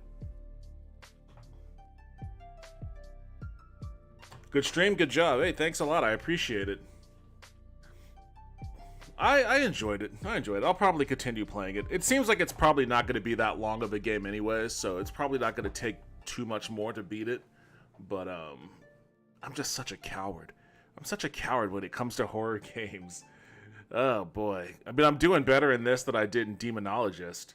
Demonologist was just too much for me. Demonologist was too much. I think about going back to that game from time to time, like, okay, I could amp myself up, I could do it, but I know that I can't, so... I'm actually impressed with myself that I got as far in Fatal Frame during my Halloween stream as I did. It was great seeing your stream. Thank you, I appreciate that. It was great having you in here. I always like when you're in here. I appreciate your support. Everybody's support. Gabriella, I will get back. I will get back to Boomer Shooters, Gabriella. I promise you. I promise you. I'll get back on the Boomer Shooter train at some point. Just hang in there. Thank you for joining me as always. I appreciate you being in here. Racknet Soul, appreciate you as always. Haunted Wisp, always appreciate you in here. Haunted Taco, always great to chat with you too. Don't let the whistle man get you. You see, that's the thing, because now I'm going to have some paranoia. I got to go downstairs to my kitchen. So I'm going to have some paranoia now about whatever is going to be down there waiting for me.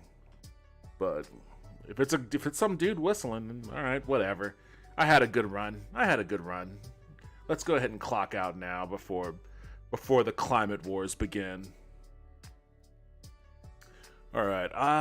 Tomorrow, Wednesday. No, I will not be streaming tomorrow because my D&D group is getting together. Yes, for the first time in a long time, my D&D group is getting together here at this house. I'm excited about that.